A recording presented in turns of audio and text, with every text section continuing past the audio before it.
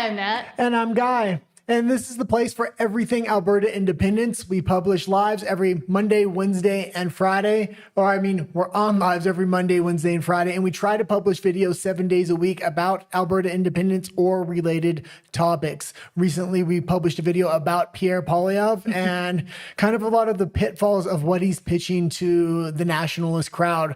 Alberta independence is the way to go. And I really hope it doesn't get derailed by what kind of Pierre is selling. Yeah, essentially we already left Canada. We gave up on Canada a long time ago, but unfortunately with Pierre, and as we mentioned in the video, while yes, a lot of the things he says sound great, it's pretty much impossible for them to actually be done. Well, and now he's trying to do all the things he should have done right before the last election. Yep. We mainly critiqued his most recent interview on trigonometry, which he had all the right answers and it sounded good, but when you really dig into it, it wasn't as good as it sounded, I don't think. Mm-hmm. That being said, you may want to vote Pierre Poilievre reluctantly in order to keep the Alberta independence movement on track if Mark Carney gets a majority government. And we're talking about that today. That's a big issue. He's going to try everything in his power to derail Alberta independence. Some of the big stories, they're already trying to derail this movement. I was absolutely shocked at some of the breaking news. Mm-hmm. And with Pierre, I think it's similar with a lot of other points I have about Canada, where I think a lot of Canadians that really like Pierre, for example, or really think similar to the Alberta independence crowd, but are not in Alberta, need a little bit of a reality check and to be shaken awake. Same as what I say with the Canadian pension plan, same as healthcare. Yes, it sounds great on the surface and you can be very proud of it, but if you don't wake up to the realities of it currently, then there's not much to do. It doesn't sound good anymore. There's a cage being erected around Canada, and right now Alberta is within that cage. That's why it needs independence. The censorship laws that are expected to come in next Friday are going to be absolutely insane. Why don't you talk about... Our dog is going... Okay, well, you go fix the dog. I will say thank you so much for joining us today. Please don't forget to subscribe. It really does help us out. We are trying to grow the channel, and now especially with a lot of these potential censorship bills and laws coming into Canada that have arisen again today in the conversation and are becoming more of a reality. Apparently, it is important for us to continue to talk about it, given that we are not within Canada, so we are able to do so a lot more freely than I think a lot of others that are still in Canada or Alberta. Okay, let's get into the breaking news if we can. Sorry about that distraction with the dog there. Also, we do read all your comments, so do leave them if you want. Mm-hmm. If you want it read out loud, please put a capital C on it. We prioritize super chats, but we do read them all anyways. So. Yeah, every subscription really helps at this point. We're really trying to grow the channel. We are a voice that is committed to Alberta independence, and the fact that we are outside of Canada is going to allow us to keep talking about it even when these censorship bills do come in. Mm-hmm. But let's start with the alarming news that now there's the First Nations seeking a court injunction to stop Alberta independence signature collection. And even though a lot of us saw this coming a mile away, well, now it's becoming a reality. This is from Eyes of Alberta. The courts could be intervening in the democratic petition process as early as April 7th. We cannot assume we have until May 2nd, as was initially planned. If granted, the courts could block them and Alberta gathering more signatures. Let's double everyone's efforts to obtain signatures now before April 7th. And I will reiterate, in the beginning of the show, we always go over the petition, what's going on with that, a lot of the pitfalls or successes that are going on with Alberta independence before we get into the news and a lot of the big figures within the Alberta independence movement. This was huge news, and it just broke, or I just seen it at least just an hour before we went on air. Yeah, it broke today. This is one of the big pitfalls of having specialty groups or specialty classes within inside a government, especially when they don't have to uphold to the same laws or standards, and they can implement a lot of things onto the federal government. So and or can be used by actors that want to stop this. Yeah, it's going to be very interesting what happens here. Why don't you go to the next clip? It's interrelated. But this is also crazy because here from Kiembexti, it says, quote, First Nations are asking the courts to declare Alberta separation petition null and void, and they want financial reimbursement for the cost of the court application, which is even crazier. And this is going to bring up a conversation we're going to have a little bit later on. This was a debate that was going on in Alberta independence that nobody really wants to talk about because we don't want to derail Alberta independence. That being said, it needs to be had, and we're going to have it in just a little bit.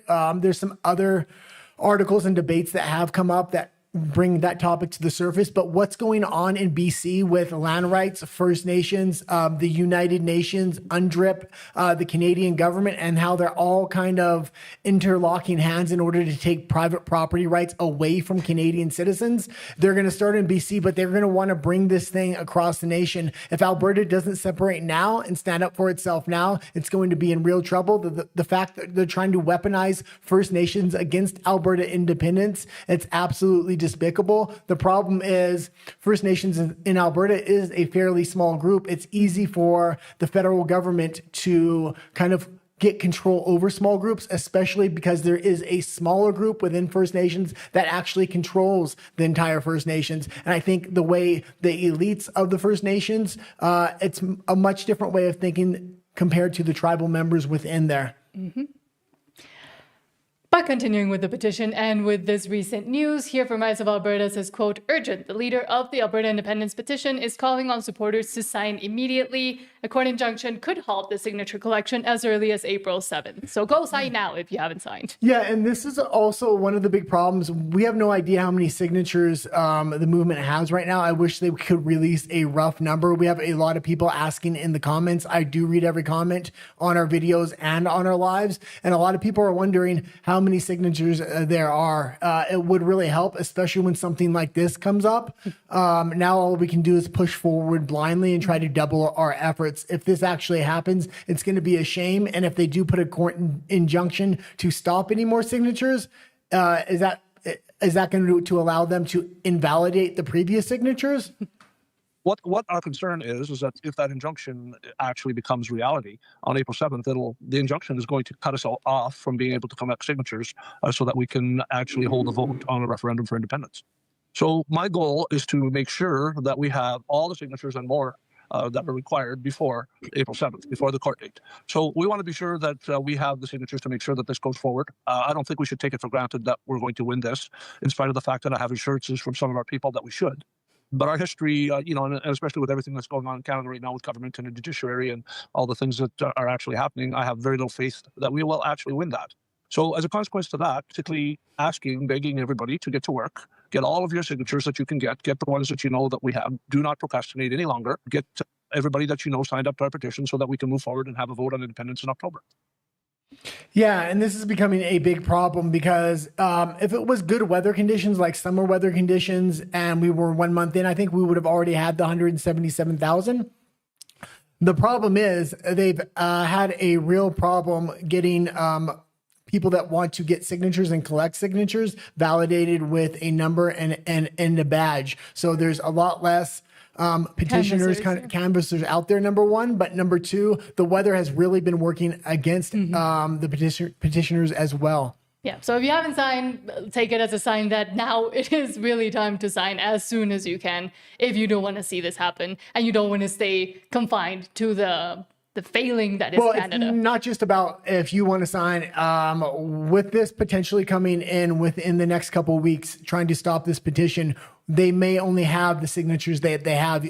There really needs to be a push for everybody to kind of speak up to the people that are around them and try to get other people to sign. That's the effort that's needed. It's not just enough now for each individual to go out and sign the petition. You're going to really have to try to interact with the people around you and get them to sign as well. This is a crucial timeline now. Mm-hmm.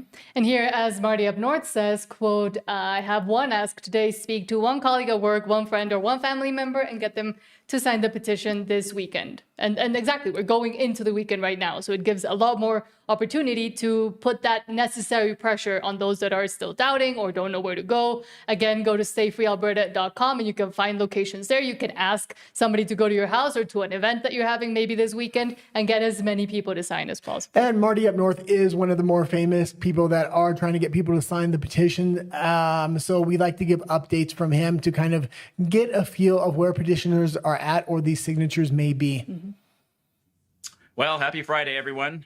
It's a gorgeous day outside, which means it's perfect weather for canvassing. That's my life these days, right? Get up in the morning, do a quick workout, and then go out and set up our pop-up. It's been at the same location for, going on 3 weeks now. We got crews rotating in. I go in and I set up the tables and the flags, and then I'll stay there for a couple of hours. Then I got another crew that'll relieve us, and then another crew that'll go down and take down the flags and the tables. And we have two crews now. We have one on both sides of the highway. And then today I might do a little bit of hunting, we call. I might go try and start finding another location because I got enough volunteers to go set up another pop-up. So signature collection is going great right now, but I do want to make, I've got a public service announcement for folks.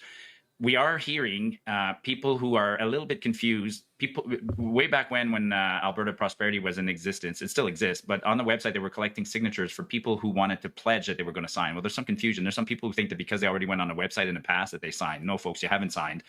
So if you and we're contacting those folks. We're going to contact the folks who pledged, but it's also a reminder. If you pledge in the past, it's not the same as signing physically. You have to physically sign the petition. So that's message number one. Message number two is to all you folks out there that... And I do want to say it's been roughly estimated there's around 10,000 petitioners. I'm just doing some quick math on my phone here, and I want to underestimate rather than overestimate. So let's just say there's 5,000 petitioners rather than 10. Maybe some of those petitioners only recently got their badge or whatnot. But if there's 5,000 petitioners and each one can get 50 signatures, that's 250,000 signatures. That's slightly over. We would want to be kind of more than that. So if you are a petitioner and you're getting close to that 50, let's just make a small goal of trying to get at least 50 for every petitioner here. And that will hopefully reach the mark. Already signed, just do me a favor and talk about this at work, right? It's going to be a great weekend. There's going to be people outside. Now there's going to be pop-up locations for signatures are going to appear everywhere. Dog parks, community parks, provincial parks, outside hockey games, stuff like that. So today at work, just reach out to one person or two people. Just talk about it. Just, reach out to a colleague today and say, hey, did you sign the petition? And if they didn't, ask them why and offer a suggestion that, there's going to be pop-ups. And I'll put a link right beneath here, underneath this tweet. There'll be another one that shows, Stay Free Alberta has a website and they have maps. I mean, you can literally go on Google Maps now and see all the pop-ups of where they are. So they're making it easy for people to find locations. And pause where it again. And yeah, they are doing a fantastic now with Google Maps, with using social media, with sending petitioners to people's homes if they're too old to go out. All you have to do is call and they'll send a petitioner to your home. I mean, it's a well-organized and well-oiled movement. Plus, the weather is warming up. And I think the federal government knows that. They're working hand in hand with these First Nations right now to try to derail this, because it's really looking like that 1 million signatures is possible, especially as the weather starts to warm up. The problem is, how many signatures do they actually have right now? And do they have an inside source knowing that they don't have the 177,000 yet? So do that for me, please, today. Just reach out to somebody at work and ask them if they've signed, and if they haven't, why, and encourage them to go sign. And remind them, signing right now is just to trigger a referendum. It's not the same as voting, right? If they're not entirely sure how they want to vote, that's a later step. But for now, let's just get the referendum question, just get a question on the ballot. And then we'll go from there. So yeah, that's how we're going to win this. We win this by, we're at the hump now. We got 120 days to collect signatures, and we've had a great first run, but we don't want anybody relaxing. We want to keep collecting signatures. We want to get 500,000 signatures so that when we want to show up at Elections Alberta with a U-Haul full of boxes of signatures, so that they can't rig this thing, say they can't cheat it, can't say that we didn't have enough. Can't okay, and you can leave it there. And I will say that was very important, kind of what he said at the end there. This is just to get the vote. Mm-hmm. This isn't to actually separate. So even if you're on the fence, it's a good idea to vote, because the best way to put pressure on the federal government is to say we want to have this vote to leave. I mean, you can even posit it to somebody that doesn't want to leave, but say, well, sign so you can vote on it. Like, you could even go that route and go to people that want to stay within Canada for some reason and say, well, if we can get the referendum, then you can go vote and make your opinion heard. Well, no, I wouldn't even posit it like that at all. If there's somebody that doesn't want to leave Canada but lives in Alberta, they probably do want a better deal for Alberta, mm-hmm. and they know how unfairly Alberta and Saskatchewan and the Western provinces are treated. So just posit it to them like, we need to get to the negotiating table. We need this petition signed so we can put pressure on the federal government.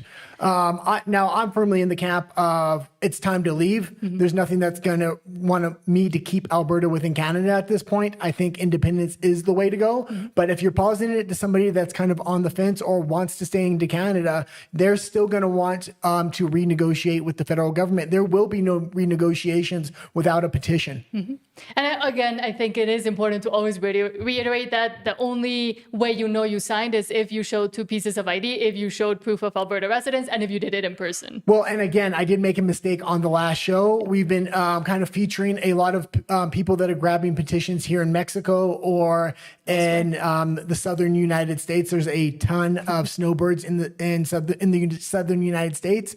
If you have signed one of those petitions, do not sign it again in Alberta. It will invalidate the original signature plus your secondary signature. So only sign it once and make sure you're signing with a legitimate petitioner. Yeah, in our past live, I put a correction underneath just to clarify that statement. And also the statement of during one of our videos as well. We do try to issue as many corrections as we can. If we get it wrong, we're not trying to pretend like we know everything. And again, we're learning together with, I guess, the rest of the Albertans and the rest of the people that are in this process, how it works and how it will continue to work and all the stopgaps that can happen, like with this First Nations thing. Well, again, I'm just going to reiterate, we're just regular citizens that were pushed to the brink. We already made the decision for our independence. We left Canada. I didn't think there was any hope left for Canada. I didn't see anything like this Alberta independent movement emerging. It's absolutely fantastic to see like-minded people that have been pushed to the brink and are ready to stand up now and take control of their future. And understand the reality of staying in Canada in general, and that see it for what it actually is instead of the lemmings that just continue to try to defend it for some reason. But speaking of the southern states, here from Frank Bookshot, quote, grassroots Alberta in rodeo competition in Maricopa, Arizona today. This is Irwin in action. Every Albertan at the event signed the independence petition today. Having spent the day, we almost missed a couple. They knocked on the window of the car as they were leaving, literally chasing to sign. And this is fantastic to see on an international scale, especially in Arizona, places like Texas as well. There's a lot of mutual camaraderie. And I'm sure the people are talking about Alberta independence to the Americans. The Americans know how bipolar the country can be. Every 4 or 8 years, the ideology can change. And there is a lot of support from the U.S., from people here in Mexico. Other provinces like BC and Saskatchewan are cheering everybody on in Alberta. That being said, events like this, not only in Arizona, are critically important as the weather starts ramping up. In the winter months, we've been showing a lot of clips of petitioners on the side of the road in the freezing cold. It's almost impossible to get people to pull over or even to know that you're trying to get people to sign a petition. So as things ramp up and people start going outside, it's going to be much easier to get people to sign this petition. This is just one example of that, but church groups, anything where you know a petitioner would be welcome, you can request a petitioner. What's the website again?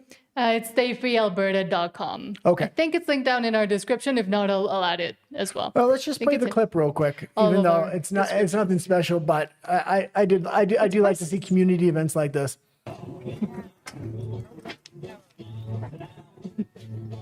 Heading there, driving. Sorry, we can't have the music. Okay, Right. and that's pretty good. And we did the other day make a video on Glenn Beck. He is one of the first content creators in the United States kind of profiling this, but he is constantly profiling Canadian issues. Why it's becoming so important for people like Glenn Beck to pick up on this issue when he talks about it, other American content creators and international content creators talk about it. Also, we now live in Mexico. We're going to be able to continuously talk about this issue. One of the big stories we're going to go over later today is these censorship bills they're bringing in without debate, most likely by next Friday within Canada. And if that happens, they're going to be able to start arresting people just like they have in the UK. They're currently arresting 30 people a week in the UK for things they've said online that is considered hate speech. The Alberta independence movement is definitely going to be put into that category. They're going to be calling people treasonous and traitors. And also speaking of Mexico, if anybody is here in Mexico as well and you're from Alberta, tomorrow there will be a petition signing in Puerto Vallarta. March 7th, Los Muertos Beach Pier and Café Roma, and March 10th at Amigos Sports Bar. That is tomorrow, because we mentioned this earlier in the week, but I just wanted to bring it up again because it is tomorrow from 2 to 4 in the pier and 5 to 10 at the cafe. Yeah, and they are a ton of snowbirds or people that live down here permanently just like us, especially after what happened with the truckers, the jibby jab era, everything we've kind of covered on our original channel. It pushed a lot of people to the edge, and they didn't want to go to the United States because either Biden was in office at that time or they could see somebody like Biden coming back into office. It's very bipolar. Here in Mexico, yes, you have a far left ideologue, but you get a lot of freedom through chaos here. They can't really control anything. That also creates even as much violence, as they try, and it creates violence as well. But let's continue to see updates from Marty up north. He said yesterday, quote, "Another great day on the petition trail. I got 10 signatures and Karen got 15, but that's deceiving because we recruited half a dozen people to help at our station. All told, our location got over 75 signatures today, spending more time coordinating with others. Tonight, he's going to go went to an in-person session with about a dozen folks, planning door-knocking campaigns as well. Things are really starting to fall in place. And as he said before, this is just the first phase, building an army for the referendum campaign in the second half of the year. And that's really what matters." Yeah, and leave that on there for a minute. I think as a petitioner, this is the absolute best you'll be able to do. He has a lot of name recognition. A lot of people come out just to sign with him, to talk with him. A lot of volunteers are coming out to be coordinated through him. So this is probably maybe double the amount of signatures somebody would be expected to kind of be able to get. That being said, like I did the math on my phone, if we have 5,000 people gathering signatures and each one can get 50, I think that may just push us over the brink. Now, we should always try for more, but I know a lot of people that have signed up to get signatures are part-time and they're working full-time, so they... If those people can just press to get 50, I think we can get over that line. And we need to really try to press over that line because of what's happening with the First Nations and trying to stop any further signatures. And unfortunately, it does appear that to become a canvasser, it's getting a little bit more difficult because it's taking a longer time. And I did say it would be great if more people became canvassers, but then they just got 2 to 3 signatures each just around their friends or family. But if they're putting stopgaps to be able to even become a canvasser, then the ones that already have been able to be approved have to also keep getting more signatures. Yeah, and I will kind of say again, we start out with all the canvassing news and the signatures. Right now, it's crucially important because they're trying to derail it within the next couple of weeks. But we are going to get into Alberta. Okay, yeah, and I will say that this is the thing. If you try for independence and it fails, at least you fell forward. You'll have different options at that point, and the game board will be different. Right now, if you stick with Canada, you're not going to fail forward. You're going to fail backwards, and there's currently a cage being erected around Canada with not only censorship laws, but a lot of other laws. It looks like Mark Carney is now ready to kind of bring in, because his poll numbers are so high, he thinks he can bring in these unpopular bills and he's going to have support for them, or at least the people that are going to be against him are going to be such the minority that he's still going to be able to press it through. Exactly. And speaking of those laws, starting with the insanity that has come out recently from Andrew Lawton, quote, "Breaking, the Liberals have put a motion on notice in the House of Commons to cut off debate on Bill Bill C9, and force all amendments to a vote with no discussion. They are censoring debate on their censorship bill." And this is huge news. I mean, this is going all over social media. The general consensus is there's not much we can do about it now. Maybe call your politicians. I hope you can stop it if you live in Canada, but I've lost hope in the federal government. I think he's going forward with this. Carney knows his poll numbers are high. He's not going to want debate on this. He wants to make sure this is enacted before he calls a snap election.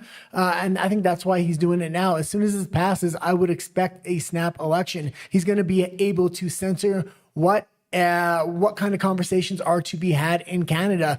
Further, because they've already continuously tried to do that. This is the first step to Chinese censorship in Canada. And Bill C9, if you don't know, is called an act to amend the criminal code regarding hate propaganda, hate crime, and access to religious or cultural practices. And again, who determines, and we've talked about this a lot when we talk about free speech, who determines what hate means and what is or not to be criminalized? Of course, the federal government will continue to do so. So if they're able to implement this, then they're able to just target whoever they want by saying that they're committing, it's happening already in the UK, by saying that they're committing XYZ crime now. Well, we'll go into comments after we talk about this, but there's quite a bit more to kind of say about this. And that is, I've been saying a lot on this show, it's important to reluctantly vote for Pierre Poilievre if there is a snap election, because you need to keep Mark Carney as a minority, because he's not able to bring a lot of these bills he has on the shelf into law. But maybe I was wrong. Maybe that's not the case. He seems to think it's going to be no problem bringing in the censorship laws, bringing in Chinese censorship into Canada, and it's not going to affect him in the next election. Hopefully, I was wrong, but I mean, this is And I mean, is the absolutely timing crazy. is just, I mean, look at the timing as well. It's not like they haven't been trying to do it, but now they're trying to ram it through as fast as they can because I think they're seeing the push and the real push behind the Alberta independence movement. And as I say, don't get complacent. If you do want Alberta to separate, think that you're doing worse than you actually are. But it looks like they're now starting to look scared. Well, what's going on here? Mark Carney has a minority government. That means he shouldn't be able to pass this kind of bill. He has to have cooperation from somebody else, whether that's the NDP or whether that's other conservatives. So it's a shame that he has a minority government and he's able to pass these kind of draconian bills. And luckily, Andrew Lawton has been talking about this a lot. He came up as an independent journalist, eventually got to the House of Commons, and now is able to talk about this to everybody as well. We'll go into a little bit of comments and then go back to it. So we'll go to comments first, I guess. And we're going to go to the comments throughout the show. So if you have any, please do leave them. We try to read them all. We do prioritize any super chats as well. So Edward, hello Edward, says, born and raised Albertan here, signed today, good. And again, I do hope that as unfortunate and as crazy as this new attempt to stop the signature by the First Nations is, it does get a fire under people's behinds to hurry up and go do it. Steve Phillips says, UNDRIP is a UN resolution that wants all land to revert to the first immigrants. My question is, who were the original owners, as there are no native North Americans? Well, that's the Chinese, according to the Chinese. A lot of people don't actually know the wrinkles of this same story that's happening in Canada with UNDRIP, what's happening in Central and South America. Because we live in Mexico, because we talk about a lot of freedom issues, we talk about how they're taking land rights in Canada. And I follow these issues in a lot of different regions and countries. It's very interesting. The Chinese government has come into Central and South America, invested heavily in anthropology, archaeology, libraries, and education. And you say, what do all these have to do with anything? And what they're doing is they're saying the Aboriginal people or the first nations in South America and Central America are actually directly related to the Chinese people through their genealogy, and they're trying to make this connection, and then they're trying to have them supersede any government land rights that will revert back to the tribes and have a connection to the Chinese Communist Party, which was crazy when I actually connected these dots. Yeah. And again, who is kind of still in charge of the UN? The countries that shouldn't be. Well, you have First Nations, the UN, and the federal government under Mark Carney, the Liberals, all kind of working together to make sure private property rights no longer exist. You will own nothing and be happy. You better believe that was a serious statement when they made it. And that the plan continues on, or they continue to try to enact the plan regardless of what happens. Joe Rush, hello, says, raised in Ontario, moved to Calgary in 2010, didn't follow politics until 2020, all in with Alberta independence 100%. Yeah, a lot of us didn't follow politics until the government started putting the boot on our neck and then kept kicking us in the stomach over and over again. Eventually, I just had to leave. If this Alberta independence thing does go sideways and the federal government derails it because of First Nations or whatever dirty trick they want to use, a lot of Albertans are going to leave. And they already have a plan for that. It's called the replacement theory. Especially the Canadian government is very open with this. We talked about the documents last time. By 2030, all replacement in Canada is going to be made through immigration, not birth rate. So it's only a matter of time at that point before the Canadian population is fully replaced. They've also released documents in the past saying they want to grow the Canadian population to 100 million, which is ridiculous. Because just a little while ago, it was 30 million, and then they flooded Canada with immigration. We're at 40 million, and it seems like there's not the infrastructure there right now. Yeah, and they've also hamstrung themselves by imposing all these restrictions to even try to get more infrastructure. So it's just losing and losing more and more. Tal, hello, Tal. Tal says, a lot of people had a lot of free time during the year of the Wu flu bats. Yeah. Yeah. And I mean, I got into politics a little bit before you, but that really pushed me even further. Oh yeah, I mean, I had always kind of known what my red lines were, but I just never thought the government would really step Cross over them, them. yeah. And then they stepped over them All of them. all at once and legally justified it.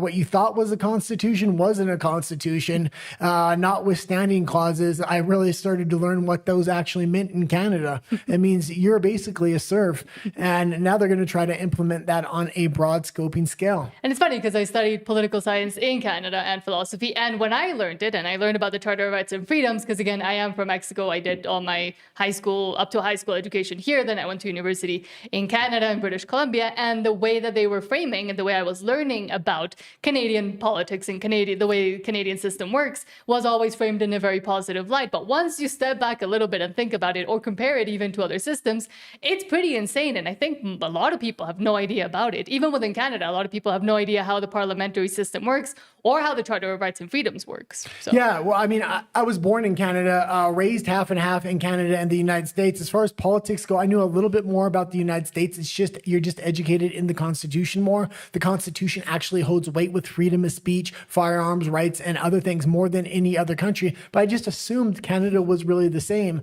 And then I educated myself, and it was like, holy shit, it's a jaw-dropping moment. The power that the Canadian government has and what they can do if they want, and they have been doing that. And over its people, too. Yeah. Can I get into the next story now or no? Well, is that That's all it the for comments? comments. Oh, yeah. okay. Again, we read all your comments, so if you have anything to say or ask us, you can go ahead and do that. But let's watch Andrew Lawton talk about Bill C-9, the censorship bill, and how worrying it is. And this is probably one of the more important stories of the day. We're not going to play this a whole interview, but I am going to play a good segment because this is crucially important. This is no longer talking about censorship. We're at the point they're about to enact it, and they're going to enact it against the will of the people. This is from My Canada Association, live with Andrew Lawton. And again, this was only 7 hours ago, so this is breaking. Okay, well, here we are going live with Member of Parliament Andrew Lawton. You tweeted out yesterday afternoon, Andrew, this notice that was just posted, Liberals shutting down, you said censoring debate on the censorship bill, not only in the Justice Committee, but also on the floor of the House of Commons. Andrew, give us the update. And move it over so we can see Andrew. Yeah, and I apologize. This is a bit of a technical explanation here, and I was worried this was coming, which was why I was looking every day, basically, at the House of Commons notice paper, it's called, for the week ahead.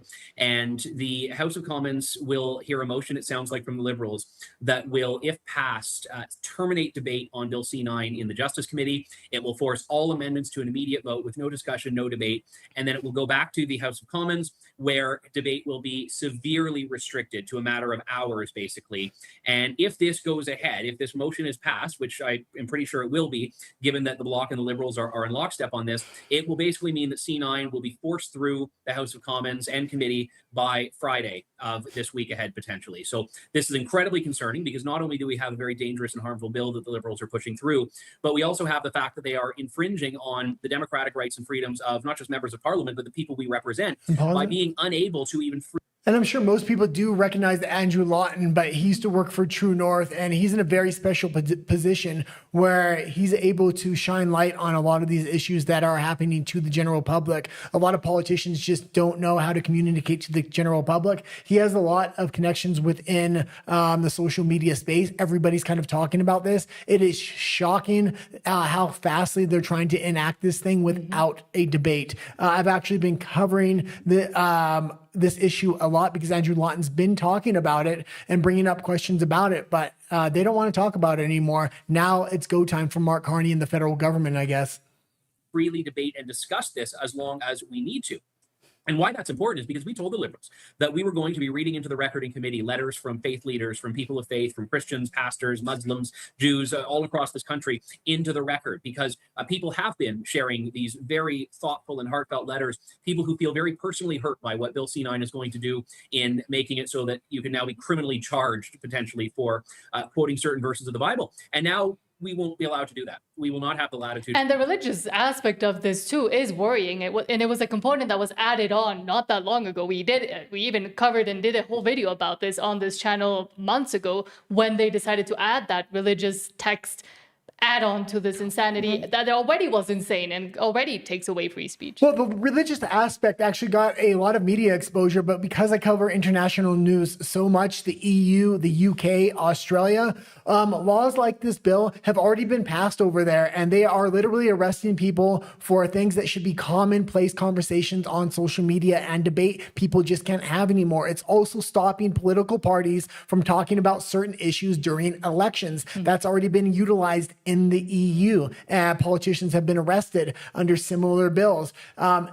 It may be shocking, the religious aspect of this, but I'm far more concerned Just in general. about the unfettered power this will give Mark Carney and the federal government, especially during an election, and especially how it's going to be related to the Alberta independence movement. To do that before the Justice Committee. This is, as I mentioned in my post last night, censoring debate on the Liberal censorship bill. And this is exactly why we don't trust them on matters to do with freedom of expression. And what's also troubling about this is that there's only a limited number of members of parliament that can speak at the Justice Committee. When you limit debate at the third reading, there's a whole other slew of members of parliament that are sitting there with their hands up in the lobby saying, hey, and I want to speak to that too. I want to speak to that too. And so when you shut it down, not only committee, but on the floor, it is an affront to democracy. So I think the biggest question that's top of mind for most people right now, Andrew, is on the timeline. How much time do we have? And pause it one more time. Live. And I'm sorry to play so much of this clip, but we're not going to play the whole thing. We might play half of it. It is crucially important. A lot of people might not understand how big of a deal this censorship bill is. These censorship bills, there's 3 of them, are just waiting on the shelf. This is one of the more draconian ones. Mark Carney is saying it's not up for debate anymore. They're going to probably pass it by next Friday. This is one of the big reasons I left Canada. I knew these censorship bills were going to come in at a certain point. I thought because Mark Carney only had a minority government, they were having trouble pushing them through. I guess they think that's no longer the case. Of political levers here, it is only going to be political pressure, or parliamentary levers. It's only going to be political pressure that really changes the game here. So that's the people that are watching right now. So what is worst case scenario, shortest timeline possible?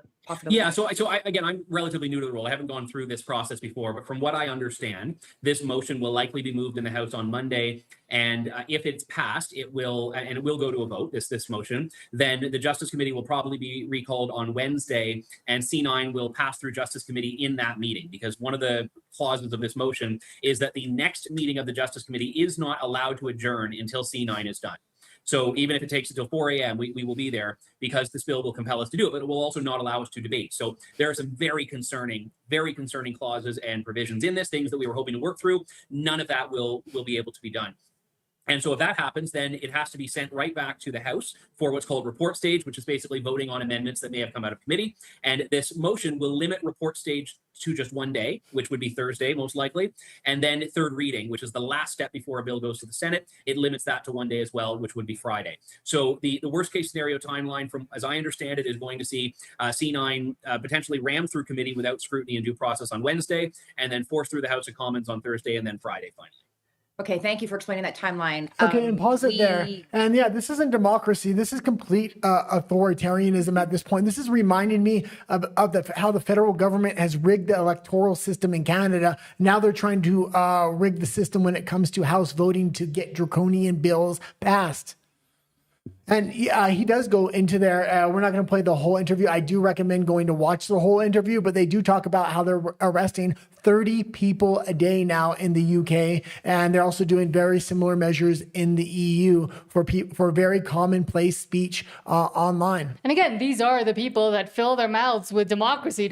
Oh, the United States is going to come attack us and we need more democracy here in Canada. And yet they continue to do this. And then a lot of people don't even know that this is happening or are not well informed about what the implications or repercussions of these kinds of bills are. And it's not like we don't know. We have similar things in the UK, in Australia. Here in Mexico, they've tried to implement certain things regarding specifically women for some reason, but it's still very much the same. And most of the times they are being passed without the proper scrutiny because it's convenient for those in power currently. There's already a chill on speech in Canada from the truckers convoy, from the Jibby Jab era, from the Jibby Jab passport, from different mandates they put, from the canceling of bank accounts. From the capture of institutions. I mean, schools, universities, hospitals, etc. They're all also being captured by just this one ideology that is the only one permitted to be spoken or talked about. Well, they were able to do all that without major censorship laws in place. Other countries needed those censorship laws. It's going to be shocking what's going to happen to speech in Canada after this passes. And this is only the beginning of the end, because once you get this first bill passed, it's going to be considered a hate speech to talk against the other hate speech bills. So he's in quick fashion going to get the other two passed, I would guess.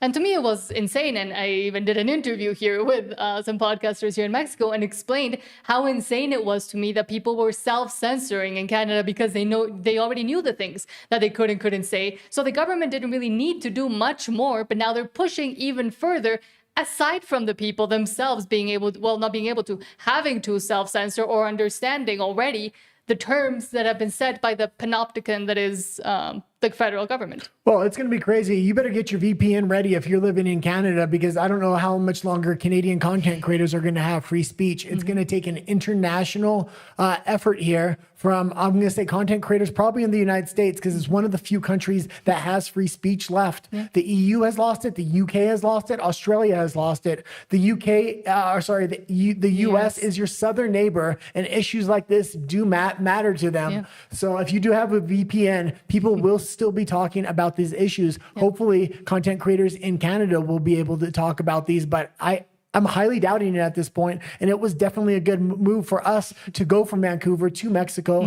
Now, even before this, I was happy with the move, but now that the fact that they're bringing this in, it just confirms to me that the Canadian government is really an authoritarian nightmare of policies. And there are some other content creators that are already made the move, bigger content creators that already made or are soon to make the move because they understand and have seen this coming for a while. Thinking Viva Fry, for example. He was all the way in Quebec with the Insanity. And I'm thinking of Clyde as well, who's also in BC. So again, in Alberta, you have to stay and fight to be able to make sure that you can make your own country. But now with this, how many people will be able to continue to speak about it within even Alberta while it's still Canada? Yeah. It's insane. Yeah, if you're not convinced yet that Alberta independence is the appropriate action to take, I think it's going to be very apparent over the next few months. There's a lot of shenanigans coming. I mean, this First Nations bill, they're trying to stop all signatures for Alberta independence, and then you're having censorship bills on top of that, and then of what's going on in BC with property rights, and then a snap election where it looks like Mark Carney is going to get a majority. It's going to be easy for him to pass bills much like this, probably even more draconian once he does have a majority. Speaking of what's insanity that's happening in Vancouver, which in some ways is kind of tangentially related to Alberta, from Mark Nixon, quote, John Carpe provides excellent insight into the Greater Vancouver Musqueam land title agreement signed in secret. Over 2 million properties transferred to 1,500 Musqueam band members. They can theoretically collect property taxes as the title owner. Well, and we've been talking about this issue a lot, but on today's episode, it is critically important. He explains it very well. We're going to play the whole clip here because this is going to go into a big debate that's been happening within the Alberta independence movement that a lot of people don't want to have because they feel like it will derail the movement. And I can hear that, but there needs to be a firm answer of what's going to happen with First Nations rights. It needs to be clear because First Nations are already trying to derail Alberta independence. Maybe it's time to have these conversations and have answers for them and have answers for people that are going to sign this petition for Alberta independence as well. What are the rights of people going forward collectively within Alberta? And are there going to be specialty groups or are there not? Vancouver, British Columbia now belongs to the Musqueam Indian Band, along with the cities of Burnaby and New Westminster, Richmond, North Vancouver, West Vancouver, and parts of Coquitlam Delta and Surrey. Aboriginal land ownership of Greater Vancouver, where over 2 million Canadians reside, is spelled out in a rights recognition agreement that was signed in secret on February 20th, 2026 between the Musqueam Indian Band and Canada's federal government. Musqueam Chief Wayne Sparrow says that this agreement does not relate to land ownership and the Musqueam are not coming for anyone's private property. But the agreement itself says that the Musqueam, who number around 1,500, have Aboriginal title to the Greater Vancouver area. The Supreme Court of Canada defines Aboriginal title as a right to the land itself, not merely an interest in land. Some say relax. And this is not just happening in BC. This is happening all around the world. The UN is trying to push this into other countries. They're trying to make specialty groups. It usually starts with First Nations, but they expand that into the LGBTQ community and all kinds of other specialty classes. Black, Latin, Asian, I mean, you name it, everybody's a specialty class. Then you can layer on different rights to those classes. You can bring in hate speech laws, and you can expand the level of authoritarianism. That's why it's very dangerous to have specialty groups or classes within a society. We've seen this also a two-tiered society during the jibby jab era, where you had the haves that had the jibby jab and the have-nots that didn't. The haves got special treatment within the society. Don't worry, the Musqueam are never going to be collecting rent, but the agreement allows the Musqueam to collect rent from the land that they now own. Now, perhaps the Musqueam will refrain from collecting rent for a few years or for a few decades, but legally they have the right to do so. Even if the landowners, homeowners in Greater Vancouver had full legal protection, which they do not, the agreement also sets up a new layer of race-based government that is to exist alongside of and independently of Canada's federal and provincial governments. The problem there is that Canada's constitution gives all political power to only two levels of government, federal and provincial. Municipal government falls under provincial. It does not have constitutional status of its own. So our constitution does not allow for the creation of a third level of race-based government to coexist alongside federal and provincial. Okay, even if our constitution did allow it. That's probably one of the most important parts. When you have this third government that lies outside the basic laws and norms of Canada, what you're seeing is them kind of consolidate power and said, our form of government actually supersedes your form of government, and it causes all kinds of problems. This comes in to the conversation of Alberta independence. When Alberta, if Alberta gets its freedom and there is a founding of a country, you're going to have to reconsider, what do you want for the peoples of Alberta? And you don't want these problems coming up. And these problems are popping up in Mexico. They're popping up in the United States and Canada, literally all over the world right now. And it has to do with having specialty groups and specialty classes of people in a society. You really want everybody to be the same under the eyes of the law. Is it wise to confer political power on 1,500 Musqueam band members who will be entitled by their race or ancestry to special privileges and benefits not enjoyed by the other more than 2 million Canadians living in the same area? When the law itself causes us to fixate on our race, ancestry, ethnicity, descent, the law destroys the basis for unity, which is that we see our common humanity, we focus on our common humanity, we don't focus on personal characteristics that are beyond our control, like our skin color, race, and ancestry. For many decades, South Africa had apartheid laws, and Canada was justified, along with other nations, in opposing that system of race-based laws. Will we now have the humility to learn from the painful lessons of history? Giving 1,500 Musqueam band members legal ownership of Greater Vancouver and creating a race-based third order of Aboriginal government. And I know there's two sides of the Alberta independence movement on this issue. When it comes to Alberta, there is First Nations should retain all the rights that they have inside the Canadian agreement. And the other side is, well, they should have the same rights as everybody else. I think there is a third option that could really walk this tightrope and make everybody happy. We'll kind of go over that and brainstorm. And I kind of want to, I'm hoping people will comment and what they think about the solution that I do have. Is not the way to reconciliation. It is a recipe for strife, conflict, hostility, and mistrust. I'm John Carpe. Thanks for listening.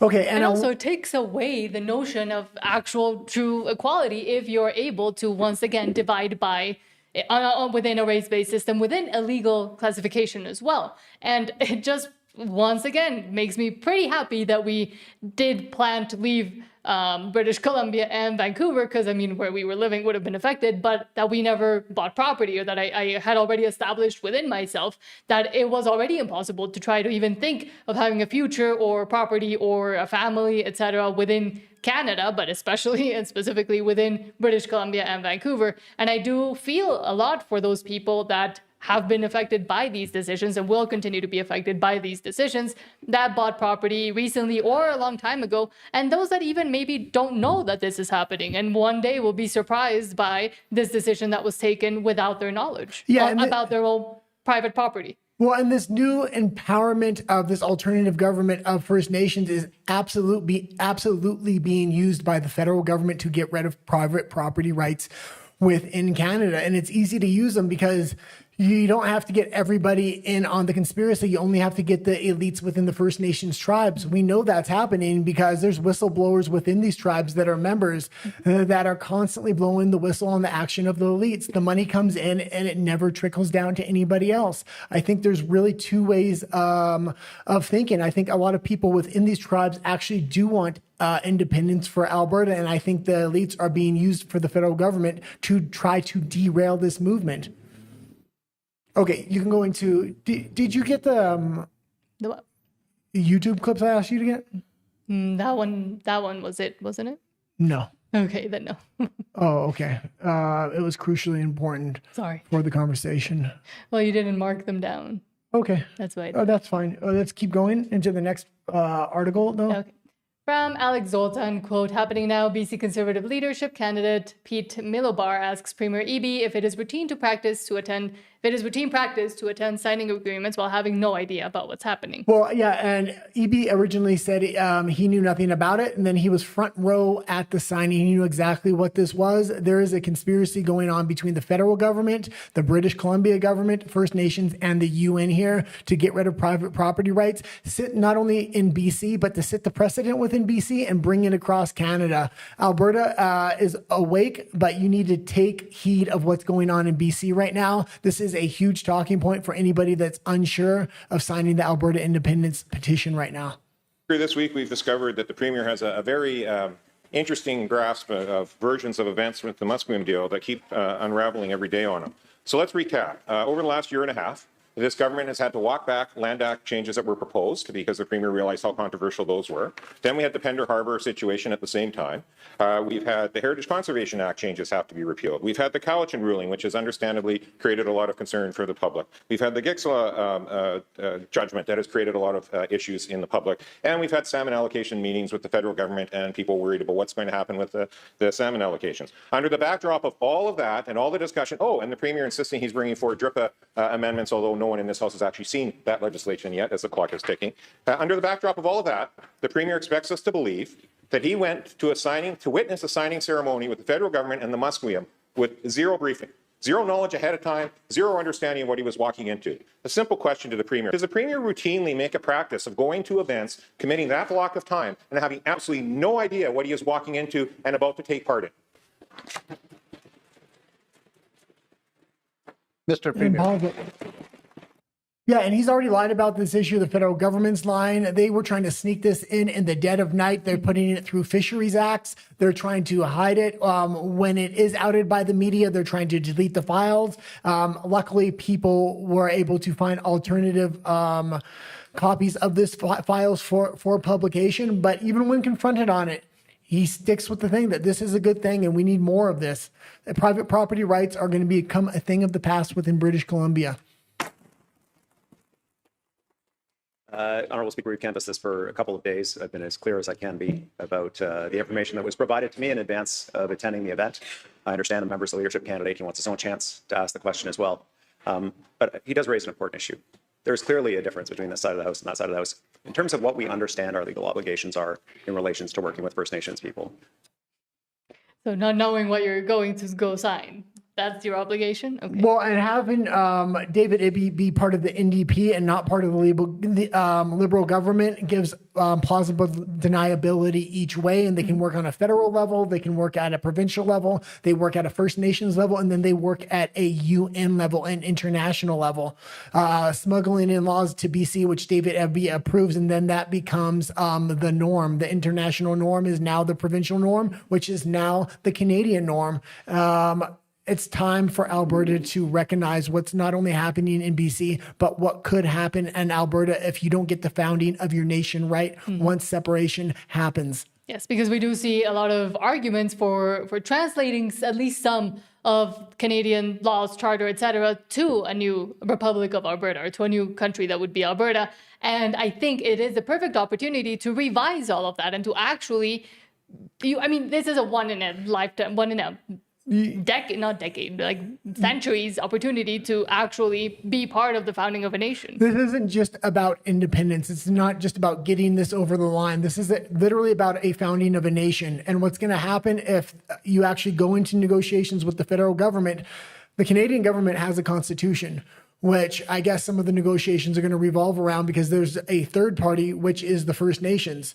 So you're going to have two parties kind of working around the Canadian Constitution, where the third party says, we're no longer part of the Canadian Constitution. We're now going to make our own nation. But with that midterm government that's in that, or that transitional government that's negotiating with the Canadian government, there's a big opportunity to smuggle a lot of things in there that aren't going to be good for the founding of Alberta as a country.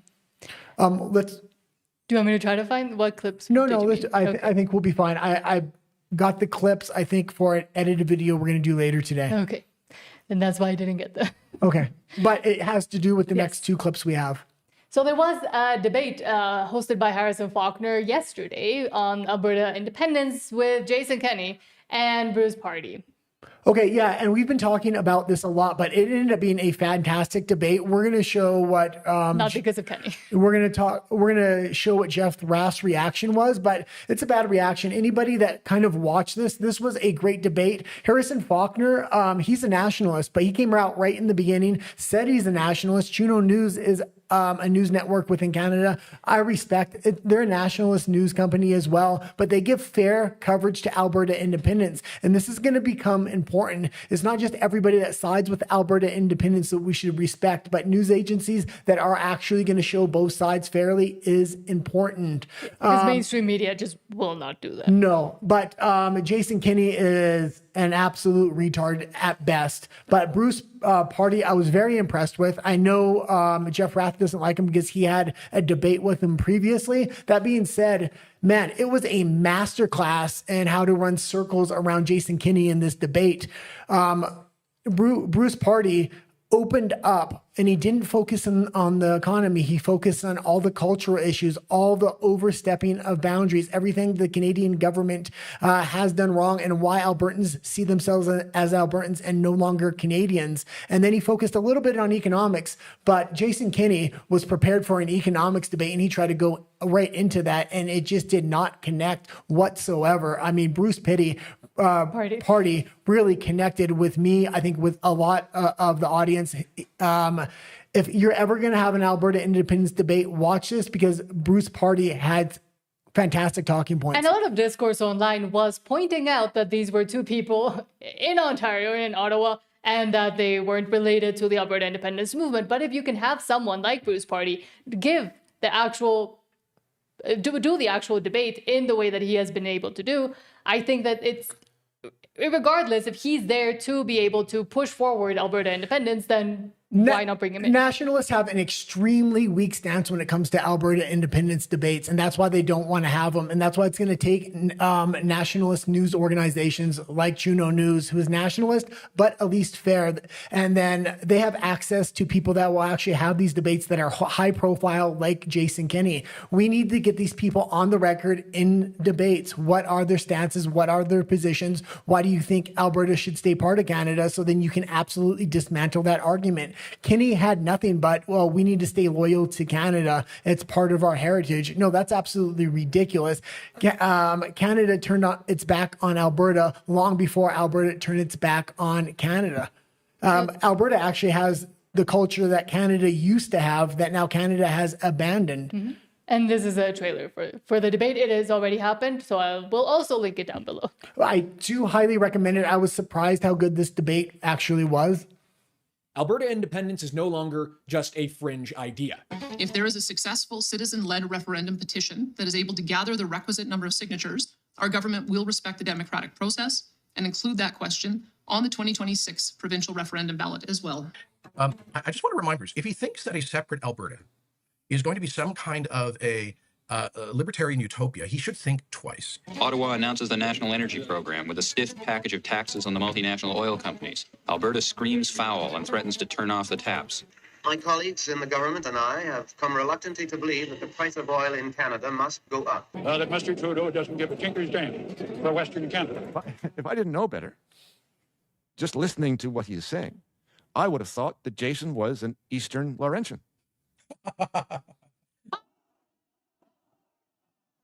A few thousand people waved royal blue Alberta flags Saturday in front of the legislature, declaring their province would be better off without Canada. Just 29% of respondents say they would vote for Alberta to leave Canada, compared to 65% who say they would vote to stay. I understand that's upsetting to people, but they need to understand that Albertans are done, we're leaving, and there's no more conversation to be had. I know that's upsetting to people. It's like being in an abusive marriage.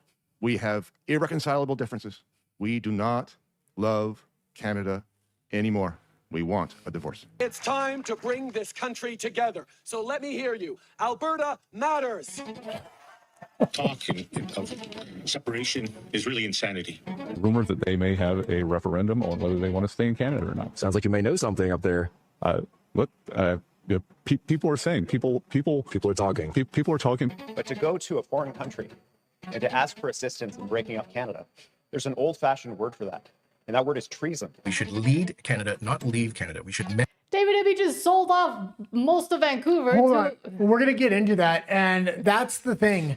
What's really traitorous is what David Eby is doing to BC. That is truly traitorous. That's not an independence movement. That's selling your people into slavery. And Canada, not end Canada.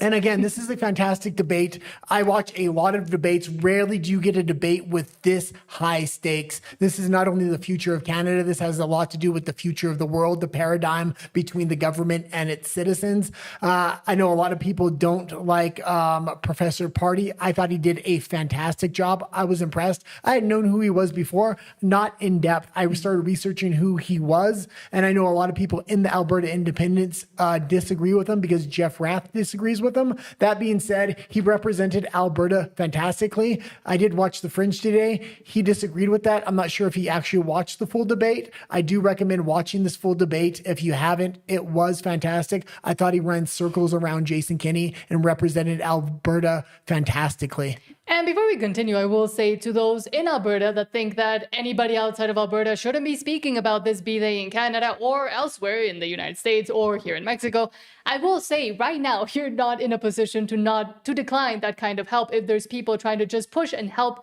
push this movement into the forefront, into the knowledge of more and more people, so more people outside of Alberta and outside of Canada know about what's happening, because that support will be crucial if and when, hopefully when, Alberta becomes an independent country. You don't want to alienate those that were trying to help you become independent. So having that position of only Albertans can talk about Alberta independence, I think is just hindering the movement even further. I thought it was somewhat of a fair position. If an Albertan wants to have that position, they could have had that position before what kind of happened today with this censorship bill being pushed through. It looks like next Friday. The international community is going to be crucially important for Alberta, especially with the draconian measures Mark Carney seems to now be willing to take. And he seems to, I don't think it's far off to think the censorship bill is being pushed next Friday. At the same time, the First Nations is pushing to derail any further signatures from the Alberta independence movement. I think they're interconnected. Also, I think a snap election has a lot to do with a potential censorship bill coming in as well. But as you mentioned, Jeff Rath did disagree with this debate. I always, and I think you hold the same position, think that debate and being able to discuss an issue in depth is always better than just not having each side talk to each other, because that creates even more confusion and animosity that could be dispelled with. Well, and I absolutely like Jeff Rath. He is the Trump-like figure of Alberta. I know a lot of people don't like when I say that, but I like Donald Trump. I think he puts his people first. He knows how to deal with mainstream media and really sit the paradigm in an interview. They're confused and perplexed by even how to address them. So I do like him. That doesn't mean he's right on everything, just like Donald Trump. If anybody's watched this show before when we were doing geopolitics, I agree with Trump on a lot of things, but I'll call him out when I think he's wrong. Recently, I called him out on the Iran situation, especially if it turns into a forever war. If he's in and out within a few weeks, we can readdress the issue, I guess. And even before the debate happened, Jeff Rath said on March 4th, Bruce Party is not an Albertan, nor do his views represent the majority of the Alberta independence movement. In short, having two people from Ontario have a debate over Alberta independence is an irrelevant waste of time. Yeah, and that being said, I didn't know why he put out this statement because Party was such a big supporter of Alberta independence, and he has pointed out some of the things that do need to be thought about in the founding of a country. Nobody else is kind of doing that in an Alberta independence movement.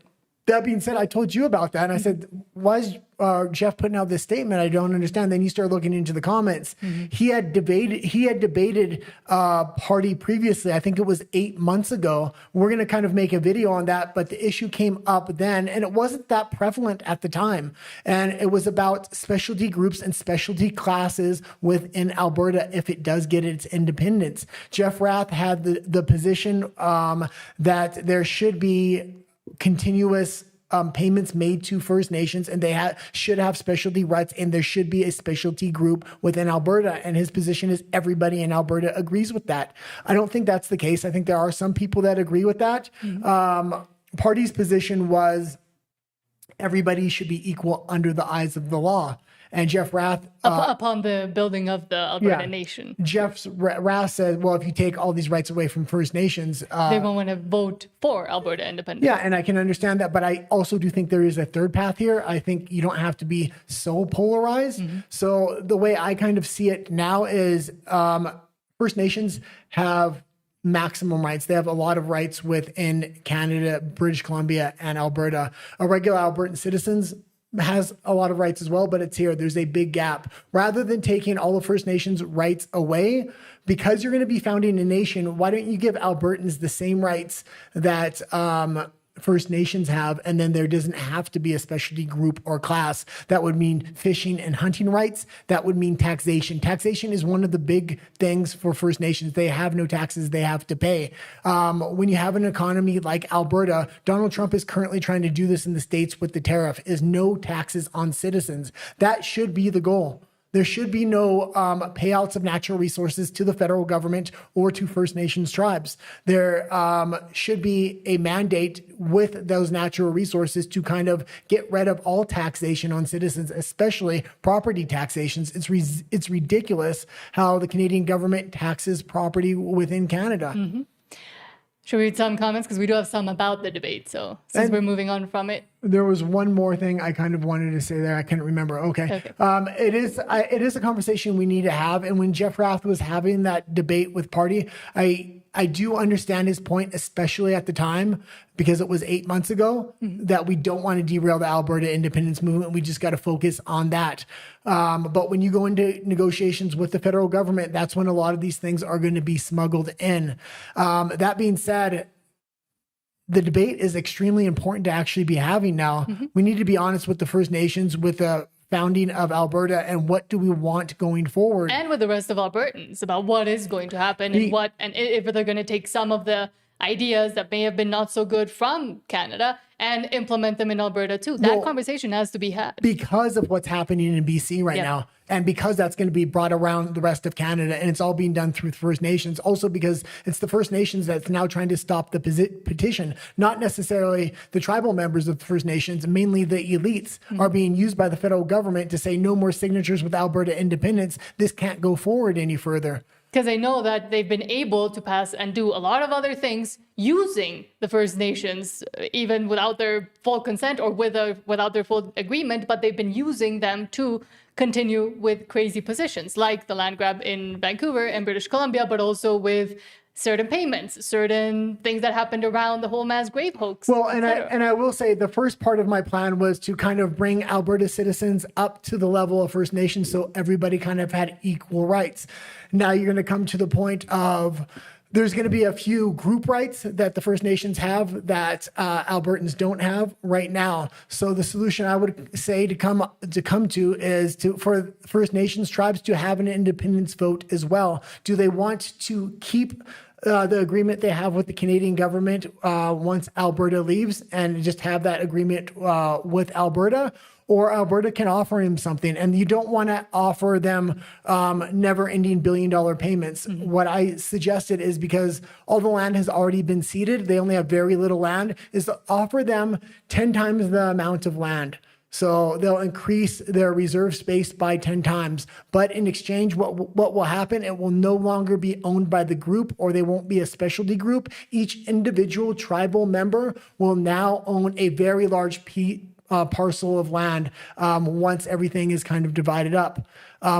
You're not dividing up the current reservation, you're dividing up a much larger reservation. Why do you want to offer them that? Because you want them to have a vote. And if you put that to a vote, the members of the tribe are going to vote to have more land and to have control of that land through themselves. So the elites can no longer steal the money, can no longer use the land they want to use the way they want to use it.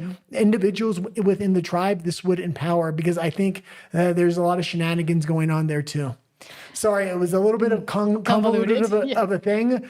This whole situation just been brought up to me through that debate. And then when I look back on the Jeff Rath debate, please leave comments on this thing, because this whole issue is new to me as well. We're going to make a video on it, and hopefully we get comments on that as well. And a little bit more research too. Tal says, I love doing add-ons for Neanderthals, whether the land acknowledgements happen.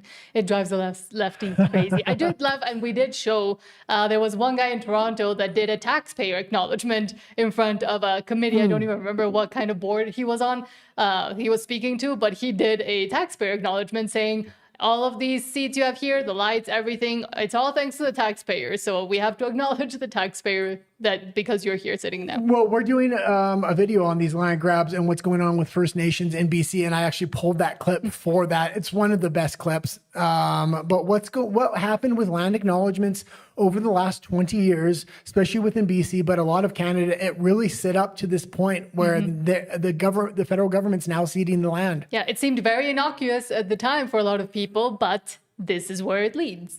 They do the same thing, sort of thing, in Australia and New Zealand and elsewhere, where this kind of ideology has captured institutions to push forward what we're seeing now in British Columbia. But British Columbia, because we do geopolitics all over the world, this is the testing ground to bring in this UNDRIP and a lot of this UN law through the BC government, through the federal government, and through the First Nations. It's interesting how all four organizations are unilaterally working together at different spots.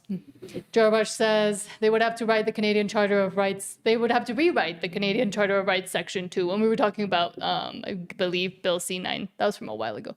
So I don't know fully what he refers to, but.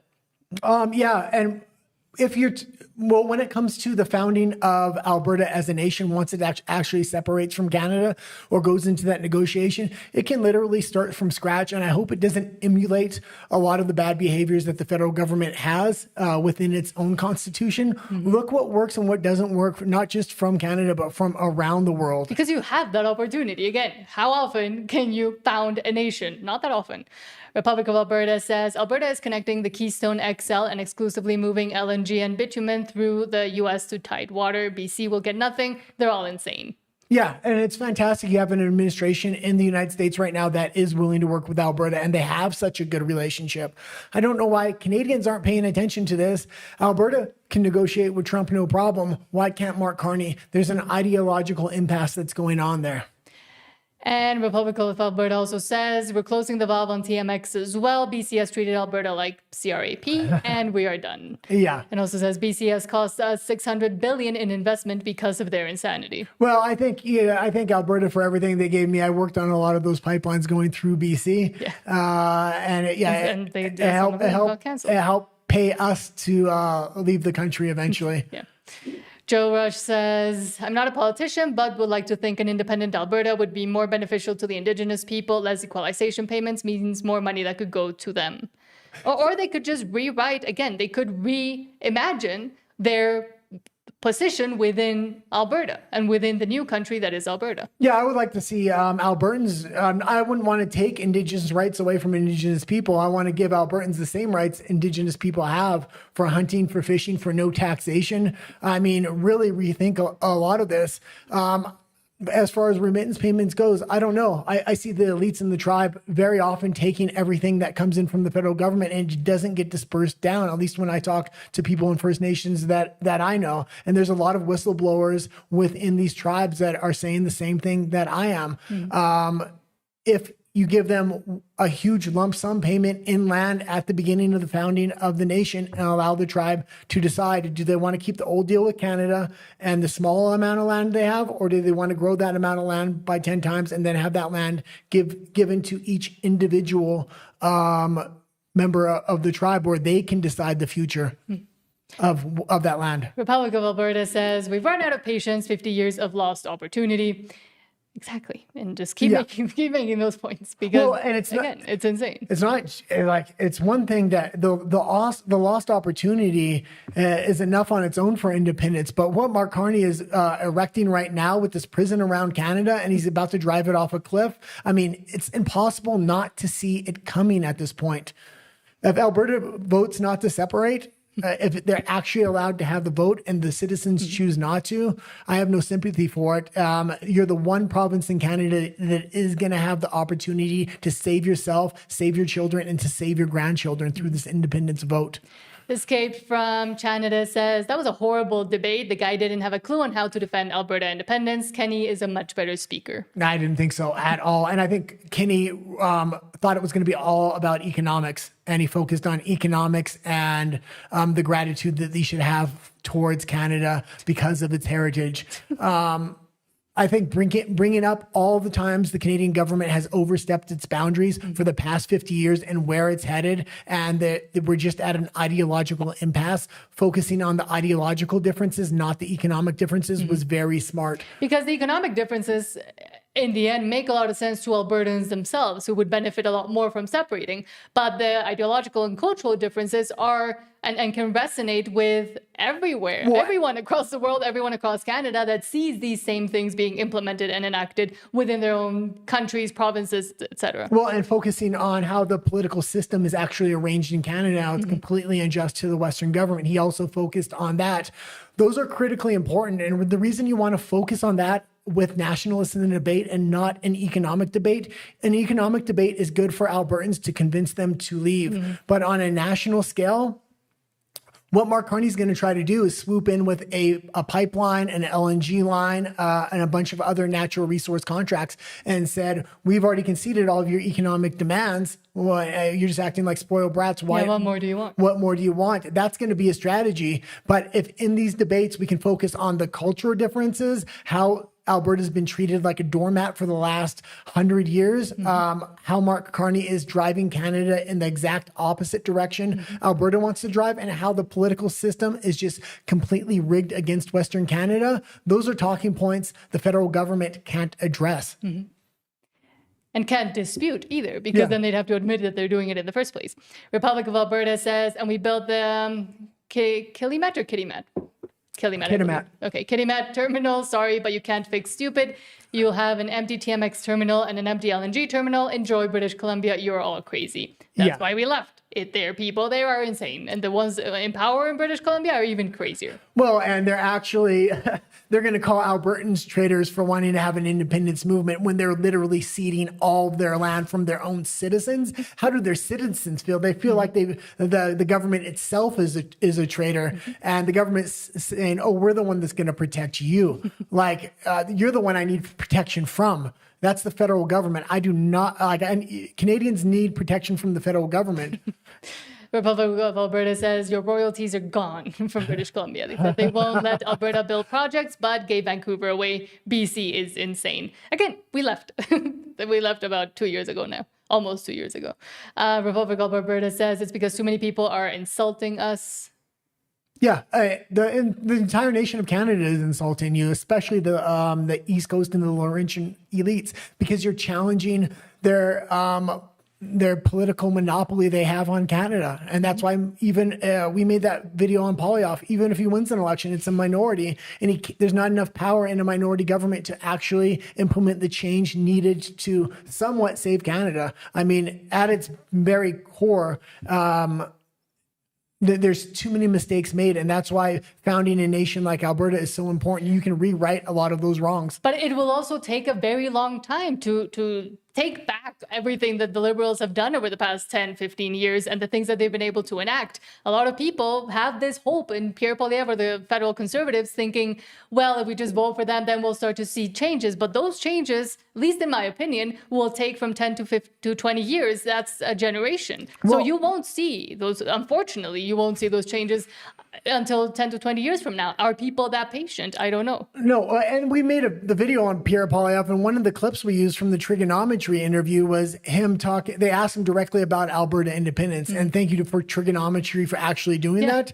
And he said, oh, well, what are they upset about? And he goes, well, they're upset about their natural resources. We can easily fix that by building a pipeline and allowing them to access it. And that's not the reason. I mean, that's one of many reasons. But even if you give them all that stuff, you already have a system set up where you're going to take all that money right out of their back pocket. They're not really, it's not benefiting Alberta as much as it is benefiting the rest of Canada. But there's a million other things, like how the political system is set up, all the cultural differences that can't be fixed. Alberta's headed in a different direction.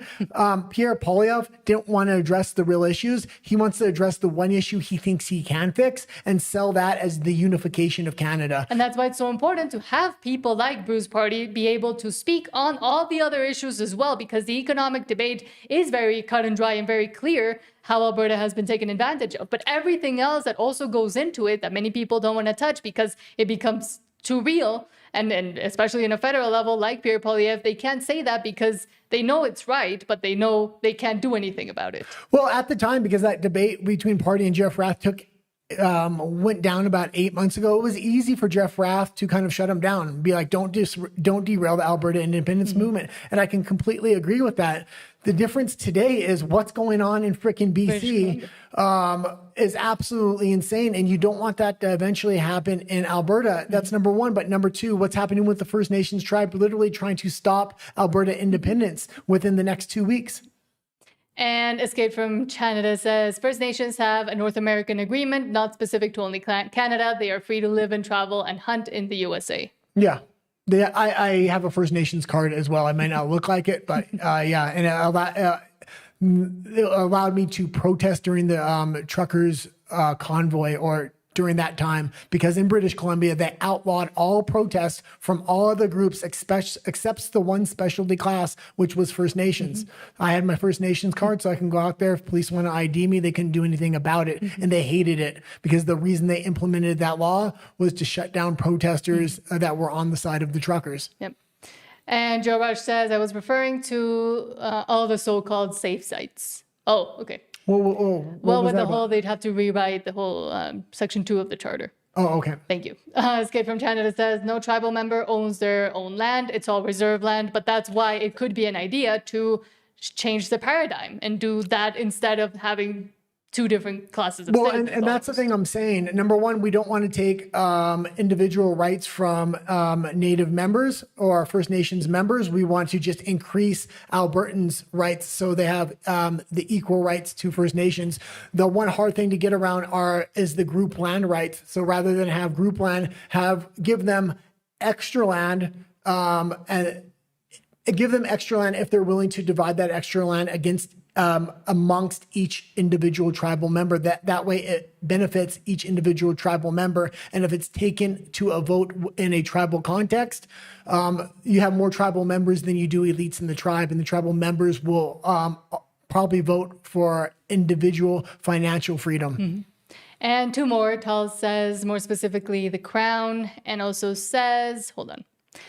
That is, I don't know if there's one comment missing from Tal, maybe, but says that is why only the external police force can enter reservations for lawful duties, is the RCMP, even sheriffs, etc., cannot go onto reservations to recover property. Yeah, and it's very similar in the United States, but again, you're founding a nation, so you have an opportunity here not to have specialty groups and classes and not take away their rights, but broaden Albertans' rights as a whole. So, and one of the big things should be Alberta has enough natural resource economy to have no taxation on their citizens. Not many places in the world do. Other oil-rich economies don't tax their citizens. It's tax-free havens, actually. And Joe Rush says, sorry if I said something not allowed. Oops. I don't know if YouTube censored you. I'm sorry. It does happen. We're also streaming on RUMBLE. If you want to leave any kind of comment you think YouTube might or did censor, you can leave it there. We don't censor anything. I think maybe we just didn't understand the point. If I read it wrong, I'm sorry. But again, you can go over to RUMBLE and write anything you want, and I'll read it out loud. And maybe if I have to censor myself, I will. Okay, let's get back in. We have quite a few more stories here about Alberta independence. Yes, and from David Parker, it says, quote, looks like Alberta's deficit is about to be wiped out And as crude went up. This is the one great thing about what's going on in Iran. Even if he pulls out within the 4 weeks, and I think Trump probably will pull out within 4 weeks, because after that... Oh, now you agree with me. Well, yeah, I did some research. I found out after the 4-week mark, Congress is the one that has to approve the war. I think what's going on behind the scenes, we'll talk about it probably on Tuesday, has a lot more to do with the UK and the United States and their internal civil war they've been having. That being said... Oil prices are way up. They're going to continue to go up. This is going to benefit Alberta. That $10 billion deficit that Danielle Smith had could completely disappear, which would be fantastic for the Alberta independence movement, because when you go into an independence vote, you don't want to have moderates kind of swayed by, can we stand up on our own? We have a huge deficit. Yeah. I mean, I know Alberta is extremely rich if it separates, but a lot of moderates don't realize that, and they're just going to see a deficit. So hopefully oil prices continue to rise. Alberta doesn't have any deficit at that point. But it will be very non-beneficial to everybody else around Canada, unfortunately, because again, the insanity of the federal government and to people just in general in the world.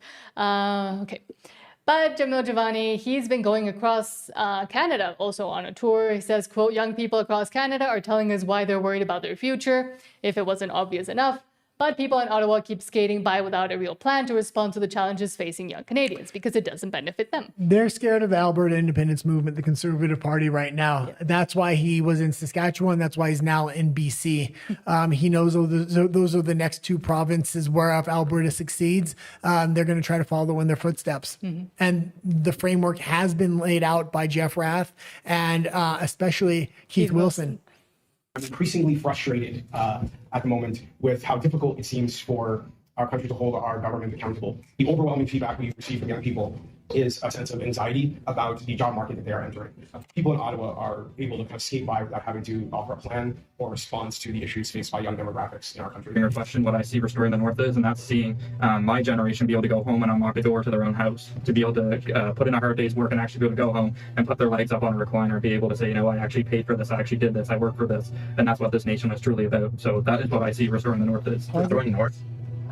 They're trying to make this thing restoring the North, like they're ever going to be able to save Canada with the rig system and all its absolute flaws. And that's why it's, for young people especially, that's why it's tragic and incredibly sad if they ever do realize that it's impossible at this point. Well, and that's why Alberta independence is the real Restore the North movement. And that's the funny thing. They're trying to go with this Restore the North movement. That is the Alberta independence movement. That is the only way to restore the North at this point.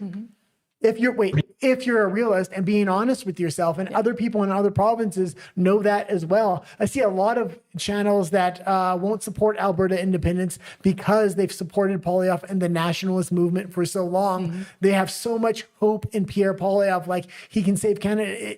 At this point, it can't happen. The system is literally rigged against him, and it's a shame they won't come around to Alberta independence. And the thing is, you can't have hope in Canada as much as you want to have hope in Canada and Pierre Poilievre. That's been stripped away a long time ago. And I will give him this amount of credit. If a vote comes up in a snap election, I would still vote for Pierre Poilievre reluctantly, because I don't want Mark Carney to have any more power to just derail the Alberta independence movement. But even if Pierre Poilievre gets in, Alberta independence needs to go forward. Me personally, I think it starts with one law, or at least one understanding, that it should not be legal in this country for the government to fund media in a way that government funds end up in the pockets of Rosemary Barton. I do understand government funds Door knocking in Atlantic Canada last election. So the big thing out here is whatever CBC says, CBC goes. Usually when you talk to these people who are somewhat brainwashed by the CBC and you tell them our ideas of the party, they actually say, oh, okay, you're going to get rid of the bridge tolls, you're going to do this and that, you're going to cut taxes on my pension, that's great. But then they turn around and you look through the window and they sit back down in front of the TV and you're like, that seed that was planted, that's gone. What I was looking for in the budget was investments into helping tradespeople. So a lot of the auto workers from your riding in particular are losing their jobs. We may be losing out on the automotive sector in Canada. We just have to face that reality. Why aren't we helping these workers transition to building things that we need in Canada? Why aren't we helping them make mobile homes or building homes? A lot of the skills that they have on the automotive line are the same skills that they need to make modular housing. Why aren't we doing some of these investments? So if the government's not willing to align its policies around skills development and retraining to where the private sector is moving, then you're not really setting people up for success, right? Auto workers in this country are proud people.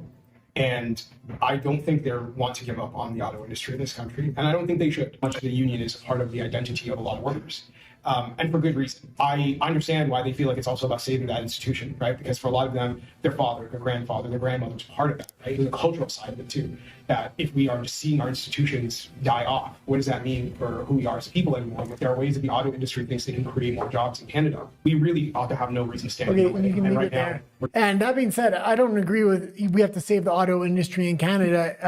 The only way they're going to be able to save it is to allow China in, and we see how that went in Mexico. I mean, they assemble 90% of the car over in China, they ship it over here. You do the last 10%, and then they try to avoid the tariff and smuggle it into the United States. And now they've tried to reverse all that because they realized how bad of an idea it was, and it's taken a while for it to be restored to the way it was. Yeah. And to be actually productive, also with a partnership within the U.S. In the auto sector. The kids' point about making modular homes, I don't agree with modular homes, especially in a cold weather Canadian environment. They're not going to stand up to the elements over a series of years. You need to build real homes. And not only Canada, but the United States is building substandard homes. They're starting to literally build homes out of foam and cutting it with a hot wire. It's absolutely ridiculous. We live in Mexico. Everything's made out of concrete, period. Even the cheapest home is made out of concrete here. Which I don't know how applicable it is to Canada and the US, especially when it's cold. But when I first moved there, it was insane to me that everything was made out of paper, essentially. You touch the wall and you make a hole in it. Well, and it's made out of particle board, and particle board mold as soon as it gets moist. And that's why you have so much, 45% of homes in the United States have mold issues. It's even worse in Canada because of the cold weather environment. We had issues with mold. You had mold toxicity for a very long time. Yeah. Our apartment was covered in mold, and then we had a leak, and then it got even more covered in mold. And that was insane to me as someone that always lived in concrete with like solid houses. The way that building is done in Canada and in the US is still insane to me. And the prices of those homes or condos or whatever you're moving into, especially once a lot of the Chinese companies that came in, building and construction companies came into Vancouver, for example, and just made terrible buildings that cost millions and millions of dollars that nobody can afford, while there's people on the streets living there permanently. Well, yeah, I mean, you have buildings here in Mexico City that are hundreds and hundreds and hundreds of years old. Yeah, and they're older than Canada. Still, as a country, they're older than Canada. By the time you're done paying your mortgage in the United States or Canada, the house is already literally falling apart. Yeah.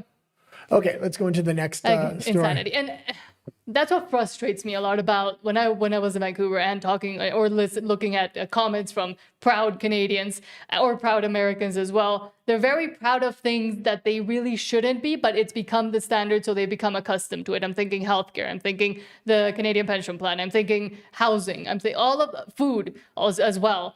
People are very proud just because they don't want to look at how it is and maybe question if they should be as proud as they are about it. Well, Alberta is questioning, and that's what this Alberta independence movement is about. Yeah. They're not only questioning, they've already questioned, they've come to the conclusions Canada's no longer the answer. The rest of Canada is scared to look what's happening because there's literally a jail cell being erected around the entire country right now. You're going to become China if you don't leave China now. But also it's that cognitive dissonance. Leave Canada now. Canada now, yeah. It's that cognitive dissonance that a lot of people have. I think and Alberta was able to take it off and actually open their eyes. But the rest of Canada and a lot of the United States, I will say as well, has that cognitive dissonance where they can't accept what's actually happening. Well, because it would destroy them as a people, as a person. That's a big reason I think Carney needs the censorship laws. He needs these other provinces to maintain their cognitive dissonance. Cognitive dissonance. Because Alberta's about to wake the whole freaking country up if they have free speech, and that messaging can go across the entire nation. And that's why it's so dangerous too. That's why it's so dangerous to have people actually speaking the truth, because more people might realize more things. Yeah, the entire hoax that the federal government is kind of based upon is about to be laid bare with all the questions Alberta's raising with this Alberta independence move. And Joe Rush, just quickly, sorry. Joe Rush asks, did YouTube cut me completely off? I just see this message. So maybe, again, you can go to RUMBLE. Our channel name is Nat and the Guy, and they allegedly don't censor anything. So you can go over there. But it wasn't us, and I'm sorry if your comments YouTube censors a lot of comments, especially on this issue. They're not showing up right now. Especially of Alberta independence issues. We usually have a lot more comments than we do have today, yet we have the same audience size. So I'm definitely thinking YouTube is censoring a lot with this issue. And when the censorship bill comes in, I'm expecting even more of that. Yep. But moving on, speaking of, from Rise of Alberta, quote, for years, Ottawa and the media mocked Alberta independence. Again, they want to maintain that cognitive dissonance. They can't have people questioning things, so they have to call them ridiculous. And now the movement is growing. Expect the fear campaign, smears, censorship, and manufactured narratives to ramp up. Yeah, and Keith Wilson is by far my favorite person within the Alberta independence movement and leadership, and Alberta is massively lucky to have him. Ottawa really never took this seriously, and to any extent they talked about it was mocking. Now I think they're going to start to take it serious. And because they're going to take it serious, we're going to suffer bot attacks. We're going to see hyperinflated themes and stories coming from the legacy media, because the legacy media, and you and I've talked about this before, because I used to be interviewed a lot on my different high profile cases back in the day, when every reporter comes from Ottawa, and they need to pay mortgages too, or pay more commonly rent, because they can't afford to get a house to have a mortgage. So they're going to serve the paymaster, and there's going to be propaganda coming at us. I've said to these guys, like, you have never experienced before, dirty tricks, false allegations, everything. They're going to see this. If they think that the closer it becomes real, the dirtier they're going to get. And we've seen from their history, the Liberals, that they'll play dirty. Well, and I'm going to say this, surprisingly, they haven't played as dirty as I thought. And now the strategy is becoming obvious why. They're going to bring the censorship bill in, and then they're going to shut up the independent media within Canada. And then they're going to build that national narrative of Albertans are traitors. And ramp up the First Nations talk as well. And ramp up the First Nations talk. I mean, it's obvious to see right now what they're going to do. And it's absolutely ridiculous. But we have to be aware of it, and again, continue to push forward. Yeah. You can't let yourself be defeated by that. Yeah, originally I thought they're going to wait to the 177,000 signatures come in before they really ramp up their rhetoric. But it's obvious that they're going to ramp up their rhetoric with the censorship bill. And that's why this First Nations thing's at the same time. That's going to be some of their first talking points in the national media. And then you had this as well from James Gorensrud, I guess. Quote, so Alberta has got 92 million from Canada. Wow. And this is 1957 to 2027 Canadian equalization payments. So this is all the equalization payments that have been taken. Alberta has obviously paid billions and billions and billions into it. So it's paid 100 times more than 100 times more than it's ever taken with the 92 million. But most of the other provinces have taken a ton, especially if we look in the east there. 344 billion, 24 billion. I mean, hand over fist. And this is why they have the political system rigged in the way they do in Canada. And this is why it's time to stand up. But also why the censorship and the campaigns that are going to start that are already being enacted, again, First Nations trying to stop the signatures within Alberta, but this is why they have to ramp it up. It is very important for them to keep Alberta trapped and chained to Canada, because without it, everything falls further apart. It's already falling apart, but it falls even more. Well, it collapses the moment Alberta leaves. We showed a video about that. We actually did a video about the economy of Canada with Alberta. And it's obvious Canada can't survive without Alberta. But Alberta will thrive without Canada. It's the weight holding Alberta down. However, we have also spoken quite a bit about Danielle Smith, but Jeff Rath here says, quote, Danielle Smith says she has been campaigning tirelessly against independence. Can we believe her now? This is from Juno News. Premier Smith criticizes the Alberta NDP for pledging to campaign against the independence referendum despite also opposing separation herself. Premier, this is coming from the opposition leader's press conference just right before this, so you might not have seen any of it, but he said that come the time of a referendum on Alberta independence, he will be actively knocking doors and campaigning in favor of Alberta remaining in Canada. You've said that you're in favor of a sovereign Alberta within United Canada, but my question will be, will you actively be campaigning for Alberta to remain in Canada? Well, I have been from day one, from the moment I saw the federal Liberal government get elected again for a majority mandate and the frustration of Albertans. I've been working tirelessly with our federal counterparts to identify the very significant pressure points that have caused Albertans to lose hope. And that's why we signed an MOU in November. It's why we're having trilateral conversations with British Columbia to get a new bitumen pipeline built to the Northwest BC coast. If the opposition leader wanted to be constructive, maybe he could call his prospective federal leader, Abby Lewis, and tell him to stop talking down the oil and gas industry and tell him to call Premier Eby and tell him to help us and be supportive in finding a new pathway. That would be, I think, go a long way to making sure that Albertans feel that they're being heard and that they're being respected by our partners in Confederation. And great on Jeff Rath for actually pointing this out with Danielle Smith.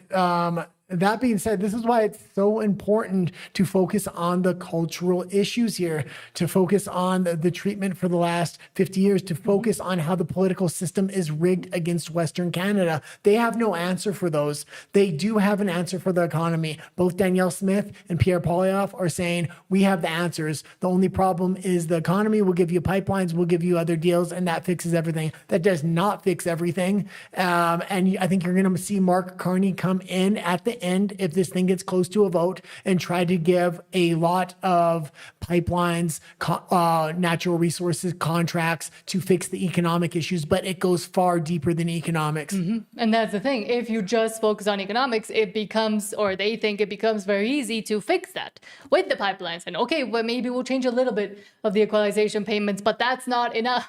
Well, the equalization payments will only go up the more natural resource contracts you get.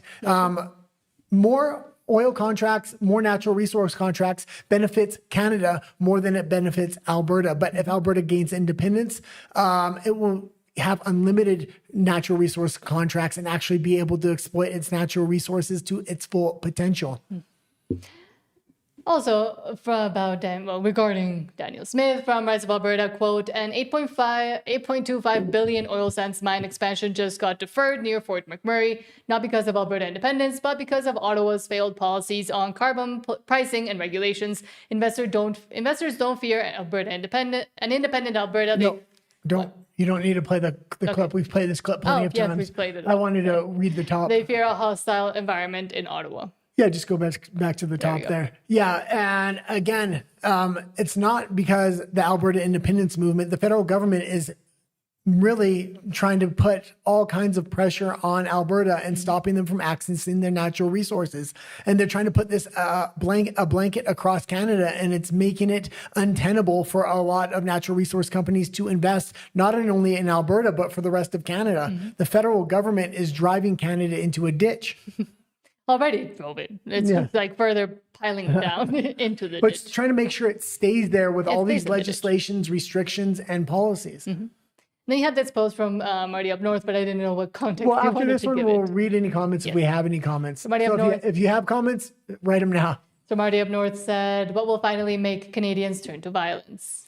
Yeah, and I put this on here because Canada's never going to turn to violence, and that's the thing. They want to take an independence vote, and they want to go the legal route. We already see they want to derail them with using the First Nations to try to derail it. They're going to try all kinds of underhanded tricks. They're bringing in a censorship bill next week. Alberta independence is going to be first on the mandate of things they want to censor. If they derail this Alberta independence movement, what you're going to see is Albertans aren't going to turn to violence. They're just going to leave because that's what we did. We left. And the Canadians are too nice. Here in Mexico and other Latin But they're not really. Here in Mexico and other Latin American countries, the government knows they can't go too far one way because the people will uprise. Well, violently. they try, and they have been successful. I mean, I'm thinking Nicaragua, Venezuela, Cuba. But you also see uprisings in all these countries. Yeah. That's the thing. Sometimes And unsuccessfully, Canada but- is not going to uprise, and they know there's not going to be an uprise because the Great Replacement has already begun. It's almost at critical mass within Canada. It's reached critical mass within the UK and the EU. And also, the RCMP not that long ago did come up with that report saying that there could be some kind of violent revolution within Canada if things continue to go the way they are. But again, I don't think it could be. I think the data they're taking from is other countries, not Canada. Canada is too polite. I mean, their international reputation is please, please, and thank you. I don't know how appropriate that reputation is after having lived there for a while. Not you lovely people watching, but a lot of people, at least within Vancouver, it was just on the surface that they're nice. Yeah. You dig down deeper, it's not that nice. Tala Talk says, did you use an emoji? Asking Joe Rush. And yes, we do censor. That is the one thing we do block on the chats, both here and on videos, because we used to get a lot of spam with emojis and with links. So if you post a link or an emoji with your comment, it won't show up. So it would be that. Yeah, and you have to subscribe in order to leave a comment because we used to get so much spam. The big two ways to root it out was no emojis and you have to be a subscriber. And no links as well. Joe Rush says, I promise I wasn't swearing or using unacceptable language of any sort, just my opinion. But I think, you used an emoji. Maybe that was it. And Tal says they have their stream set, so any comment with an emoji disappears. Exactly. Oh, okay. So sorry. Daryl says Alberta, for over half a century, has paid 800 plus billion, nearly $1 trillion, to the rest of Canada. Yeah, absolutely. And hasn't gotten anything no. for it. Well, yeah. Not even thank you. Hold on. According to the Canadian government, they're going to focus when they get the censorship bill is Alberta's taking $92 million in payments. Focusing on that. Yeah, but they're going to leave out the fact that you've given over $800 billion to the federal government. Yeah. Joe Rush says, not in my first post, but he has used an emoji. Okay. So there it is. I'm sorry. Daryl says, Alberta independence, no more extortion payments to the Ottawa Mafia, full stop. Yeah. And hold on. Tal says, Alberta will be free. Yes. Let's manifest it into happening. And also says, I got a split. Thank you very much for another stream, you two. Thank you for being here, Tal. Yeah. And also thank you, probably already left, but thank you so much for reposting the lives to X. It really does help. And sometimes we don't have time to do it. Well, and we're a small channel. We broadcast from outside of Canada, which is a very important asset, especially if a censorship bill does come in. We do need to grow our subscriber base. If you're not subscribed, please do so. Yes. It really does help get the information into Canada. And we do want to, like, if and when the censorship bills come and people start getting censored within Alberta, within Canada as well, we want to be able to be that, voice for those that want to say something or need to say something as well. You can continue. That was it. Oh, okay. Let's go back into the stories here. From Kevy, Alberta, quote, spotted at my local Fresno Brothers grocery store a couple of days ago.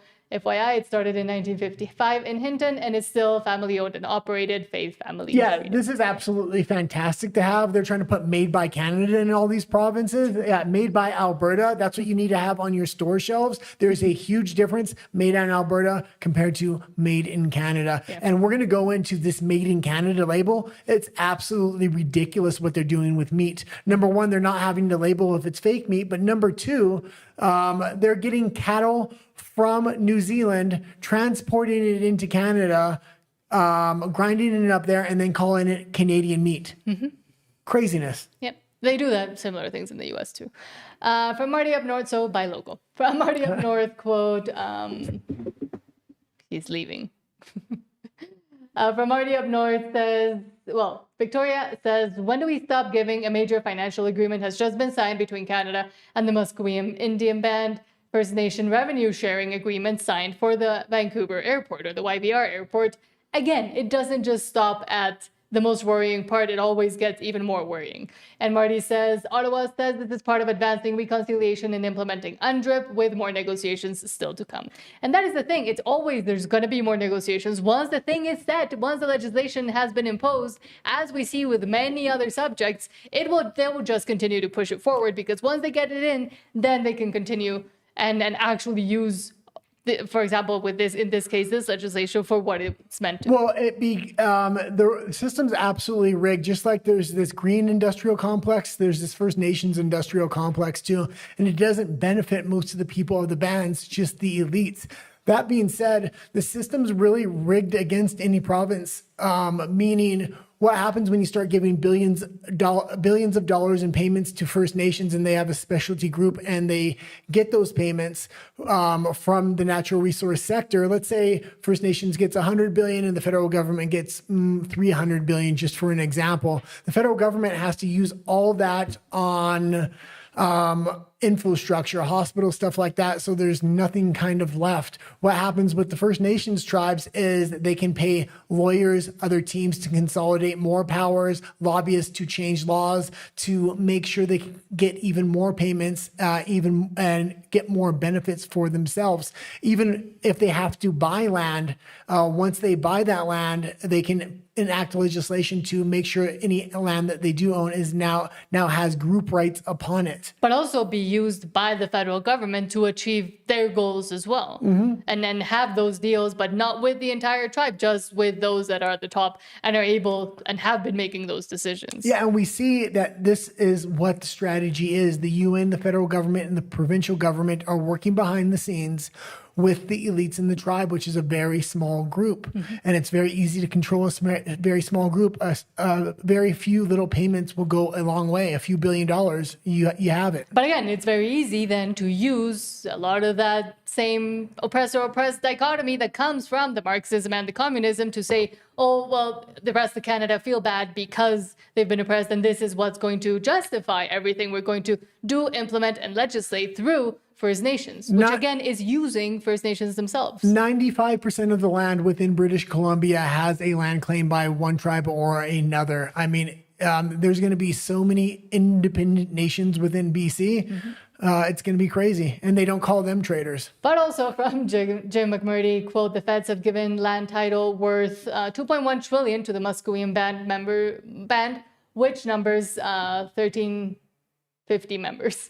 That is 1,350 members. That is 1.56 billion per member. Total value of the lower mainland of British Columbia in terms of real estate property assessed value, the most common and direct interpretation for such queries based on an official BC assessment data was 20.01 trillion as of the 2025 assessment roll. Yeah, when we're talking about numbers like this is a crazy amount of money. None of this is really going down to the tribe, or the far majority is staying at the top, and it's being redistributed to consolidate more power. So it's not even politicians lining their pockets at this point. It's making sure they can consolidate more power, do more of these land grabs. They want to see this happen to all of Canada, and they have a financial mechanism to do this now with every victory they get. And we've also been talking about the formation of a new nation that would be Alberta. And I think one of the things that really does need to be rethought and replanned and reschemed is healthcare, because they do continue to complain about healthcare in Canada. We continue to show insane stories regarding healthcare in Canada. And from Shane Wenzel says, quote, Alberta has universal healthcare, so why are so many people still waiting months for treatment? Our healthcare system matters to all of us, and right now it's clearly under strain. And it clearly doesn't work, in my opinion. Universal healthcare can never fully function as it is intended to, especially as population numbers grow or are grown artificially by the federal government. Well, and I would say because there's such a big natural resource sector and so many corporations within Alberta, having a two-tiered healthcare system, a private sector that can be paid by insurance and companies, and then a public sector, really helps take the strain off of the public sector so it can actually work properly. Canada is the only country in the world that has universal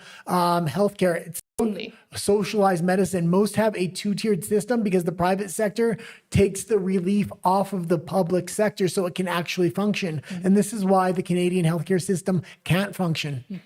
Alberta's healthcare system matters to all of us. And I mean, it's clearly under strain. Long waits are real. Burnout is real. And pretending the status quo is working doesn't help patients or providers. Now, I've been reading Second Street's Health Reform Alberta work, and what stands out is how practical it is. And this isn't about tearing down universal healthcare. It's about fixing what's broken by focusing on results instead of bureaucracy, and giving patients more options, paying for care that actually gets delivered, and learning from countries who are better and manage to provide universal healthcare with shorter wait times. That's huge. There are better wait times than what we accept here, but reform is not risk-free. I mean, nothing worthwhile is. Doing nothing carries its own costs, and we're already paying for them. This conversation's worth having, honestly, and without fear of reprisal. Alberta's healthcare system matters. Yeah, and that's the thing. You need to have these conversations now about the healthcare system, about specialty groups in Alberta. All these things are going to come up at the founding of a nation. And if you don't talk about them before, what's going to happen in that intermediate government that has to be formed when you're negotiating with the Canadian government for separation, a lot of things are going to be smuggled in there that the new nation is going to have to adopt because it was put into the founding negotiations. So having these conversations and not shutting them down are very important so we can get it right. This is literally the founding of a nation we're looking at. It's a rare thing for this to happen in modern times. But I'll also, and continue to say, Canada, just in general, but also Alberta, stop being so proud about your free universal healthcare because it doesn't work. It doesn't work, but it's also not free. You pay stupidly high taxes as well. So it's everybody that thinks that Canada has this great free healthcare system is deluded. And especially if you live in Canada and you've had to use it, you know the reality. And if you've been to another country and unfortunately have had to use healthcare there, you can see the difference. And saying that universal healthcare is the only way, the only conversation that can be had is just putting yourself in the same situation that you're trying to leave anyways. Yeah, one of the primary goals of the founding of Alberta needs to abolish all taxes. This conversation is being taken up in the United States, and every other nation around the world is trying to ignore it, and they're hoping Trump fails because it's going to set a new paradigm between the government and its citizens if you can't tax them or a government chooses not to tax them, and then there's a government next door that chooses to tax them. Alberta is in a very special situation. Other nations that are in similar situations like them, like Saudi Arabia, do not tax their citizens because they have enough oil revenue. So you have enough oil revenue to not have property taxes, to not have general taxes. And to also implement, again, as like a two-tier healthcare system where people that can pay or that do have insurance through work or through purchasing it themselves can get faster care, but that also liberates the care for those that cannot afford it, who do need some sort of universal healthcare scheme for them, but just for them. Don't force everybody to be under the same scheme. Well, and I know a lot of immigrants, and again, I'm from Mexico. When I lived there, I used to try not to go to the doctor there and just wait until I came home for a visit and just go to my doctors here. And that's, I mean, if people are doing that and already know that the healthcare system where they're from is better, why not start looking at it as Canadians and say it doesn't work? Well, when I do say abolish taxes, I mean abolish taxes on citizens, not the natural resource sector, not the business sector, but on citizens. And again, having no taxes on citizens is how Canada was founded, how the United States was founded. Only during World War I and II did these taxes come in, and it was supposed to be on the 1%, and they just kept, and it was supposed to be temporary, yet they just kept them in place and they expanded them over time. Mm-hmm. And another policy that is rotundly failing, even though they don't want to admit it, is the gun grab from CCFR.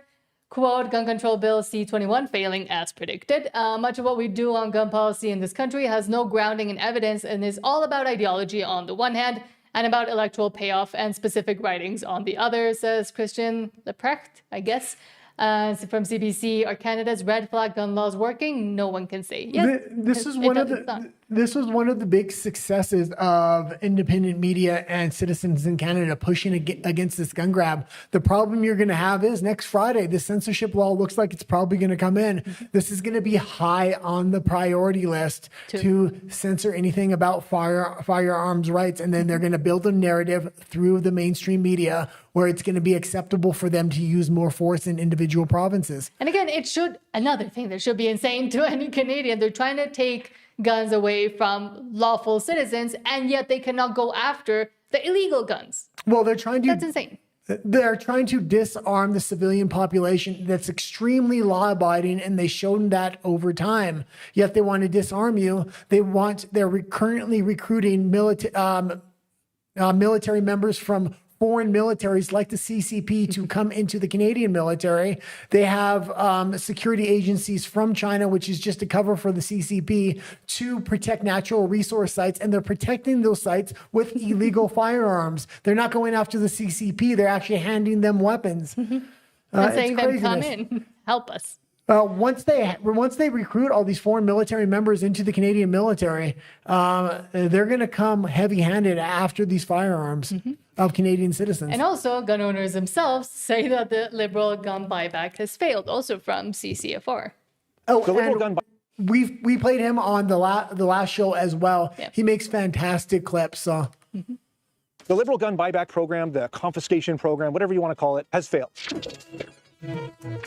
So the numbers are in after weeks of silence. Nationally, they've collected 32,000 assault-style firearms on their newly prohibited list. 32,000 out of what's probably potentially about 2 million firearms. So I'm very proud to say that it looks like law-abiding citizens and gun owners have collectively said to Mark Carney and the Liberal government, go yourself. And that's where I'm at. I don't know a single person who's going to go ahead with this utter nonsense. And I'm not going to call you a coward for turning in your legally acquired property. Maybe you were trying to recoup some costs. Maybe it was a broken piece of garbage like most of the stuff turned in that's worth a couple $100. Police associations, logic and reason have told us that this will do absolutely nothing to combat crime, to change statistics, nothing but punish the people least likely in this country to commit a crime. That's where we're at. Again, crime rampant. Here in BC, we've got a state of emergency called because they've lost complete control of this country. The extortion is so bad that they've had to call in the RCMP and put special task force together while holding nobody accountable. I could solve this all in 5 seconds. Why are we not putting people in jail that commit crime with smuggled illegal guns? Tell me why they don't go to jail immediately for life if you're caught using these guns for a criminal purpose. But no, they're following this playbook that we're seeing in all the Western countries. We're seeing it in Australia. We're seeing it in Europe. The playbook is the same. We're going to come after the law-abiding, the tax-paying, and the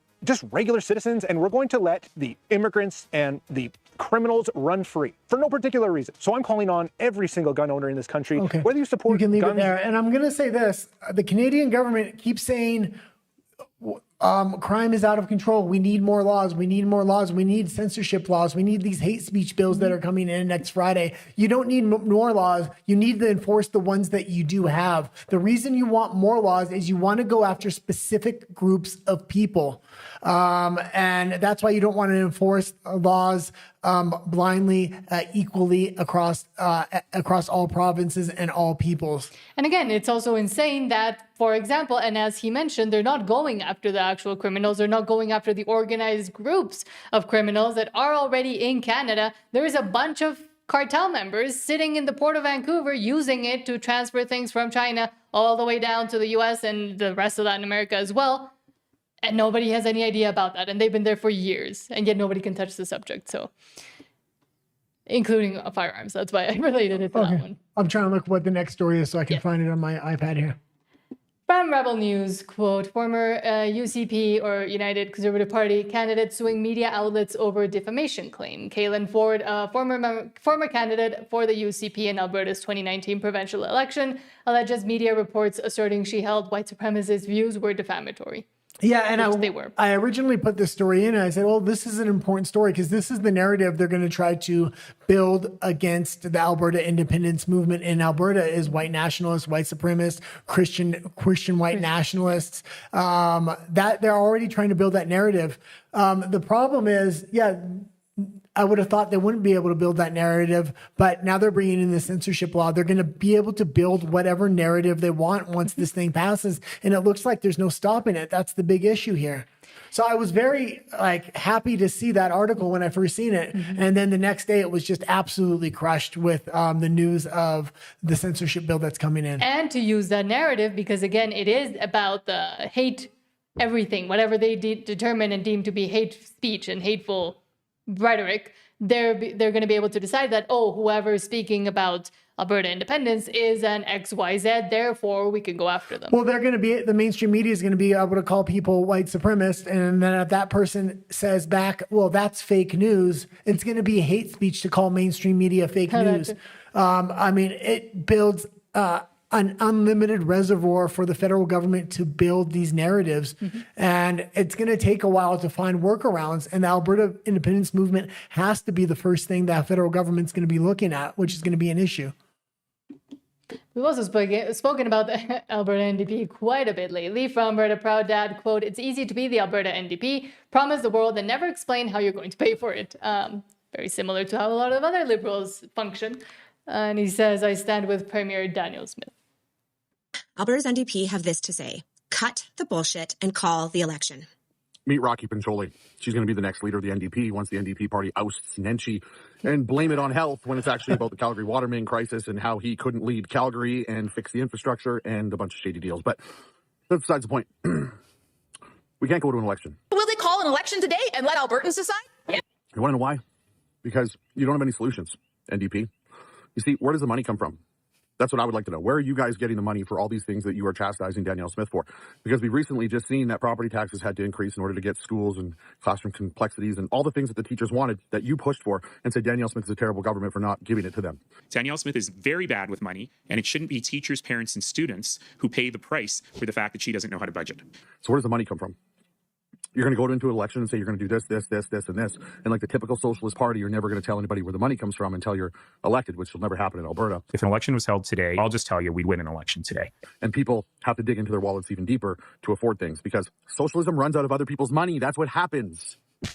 Yeah, and they're going to really want to pit nationalists against independents, and that's why the NDP wants an election right now. They see that there is a direct line of something that they can kind of run on, and hoping people don't go out to the polls. And this is why I'm saying, even if you don't want to vote for a certain candidate, you need to vote reluctantly to keep the NDP out of power. The fact that they've rose so strongly in Calgary is absolutely insane, and it's making me start to lose hope in Calgary there. Well, again, there was that influx of people from outside of Alberta, I will say, and the very planned influx as well by the federal government, who will vote for whatever is convenient.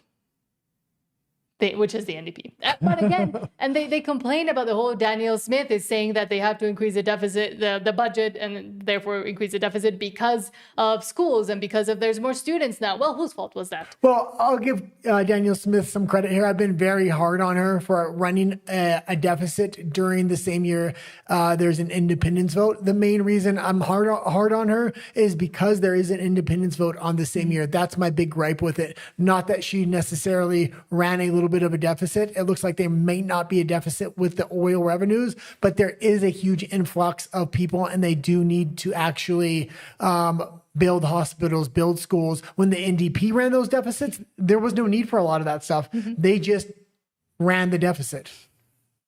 And let's read any comments that we have real quick, if we have any. Yes, hold on.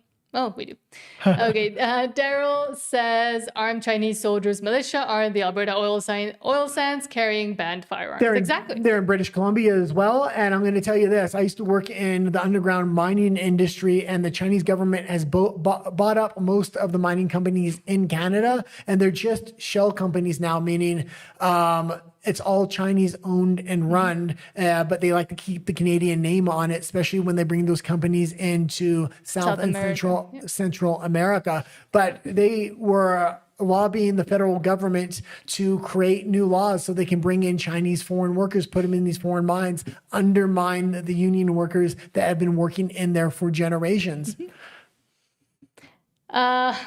Canada is bought and owned for by China, but it still has that made in Canada tag, and a lot of people don't know what's going on behind the scenes. Yep. Marilyn, hello, Marilyn says, thank you for this great show. Thank you. With so much information, says, I really hope everyone sees it. I'm a big supporter of independence, and we're now ramping up signature collections before the court date. Good. And I'm glad people are actually talking about that. It sounds like she probably knew about this before we said anything, which is very good, because I really, really hope this is their first effort at a real derailment, and they're using the First Nations to do it. It's a shame. I hope even if it does get derailed, they come out with a public statement saying, we got our signatures. We have 300,000. So hopefully that happens. Joe Rush says, absolutely no trust whatsoever in the pharmaceutical industry. No, of course not. No, absolutely not. And also says, can we charge Trudeau for calling us a small fringe minority with unacceptable views? And do we tolerate these people that are often this, that, and the other thing? Sounds like hate speech to me. No, but the concerning... I mean, you should be able to under the new bill they're bringing in. A lot of Canadians don't know about a lot of the censorship bills that have already gone in the UK, the EU, Australia, a lot of these other countries. We were covering it heavily. That was our main topic of conversation before we went into Alberta independence. And I'm truly, truly scared of what's going to happen once this first bill comes in. If he can get all three bills in, he will be able to retroactively file charges for hate speech and go after people and arrest them. Meaning, just because the bill comes in at a certain point, in a lot of these countries, they went after people retroactively before the bill even existed. Now, I don't know if that's going to be possible under the bills in Canada, but I wouldn't doubt it because the precedent has already been set in the EU and the UK. And again, that is why for a functioning society, for an actual free, independent society to function within a government or with something that has a federal government, that's why the First Amendment in the US is the first one. Yeah. Because without speech, you cannot do anything else. You have no other freedoms or liberties or ability to talk about those freedoms and liberties. Well, one of the big ways that hate bill speech was used in the EU was actually against politicians to make sure they can't talk about certain subjects. One of the big sensitive subjects was immigration. They didn't want right-wing parties talking about that issue because that was what was causing the left-wing parties to lose. So they just classified it as hate speech, and you weren't allowed to talk about it during elections. Yes, insanity. But thank you so much for your comments. We will continue to read them, so continue to leave them. But let's move on to, I think it's Bruce Brady again. From Nadine Wellwood says, quote, a governance system where citizens lead the charge, balancing state power and tenure to curb lobbying and special interests, power to the people with built-in checks and balances. Well, I know there's a love-hate relationship with party amongst the Alberta independence movement, but he is extremely educated and he does bring up great first principle questions, not just when it comes to Alberta and the founding of that nation, but when it comes to pointing out these things across Canada and the fundamental flaws with Canada. If it's a good idea, take it, run with it, go do it. But you'll do it as a private citizen, not because, the government has somehow granted you favor. And so this is where all these elements come together, right? If you look at any one of these elements alone, you think, well, that's great, except that, will that be enough on its own? And the answer is, well, but don't look at it on its own. It's a combination of these things. So let's just put these two elements together. These are not the only two elements, but let's deal with these two. The first one is the state is powerless, except for these limited number of things. And these limited number of things I've been describing as keep the peace, resolve disputes, that is, have courts, and defend the country, like have a military and borders, but not very much else. These are the exceptions to the no power rule. Okay, you take that and combine it with limited tenure. Let's call it 8 years. Okay, you have a government that can't do very much except for those three things, and you have nobody embedded inside the government anyway. No powerful people inside the government. Okay, well, the combination of those two things means there's no point in lobbying anybody because nobody owes you anything. And they can't do anything anyway. I mean, this kind of government will be making not very much policy about many things. You're not going to be able to create monopolies. You're not be able to give favors. You're not going to be able to pay subsidies. Like, what's the point? Depower and deregulate the government. And he's talking about the Canadian government there.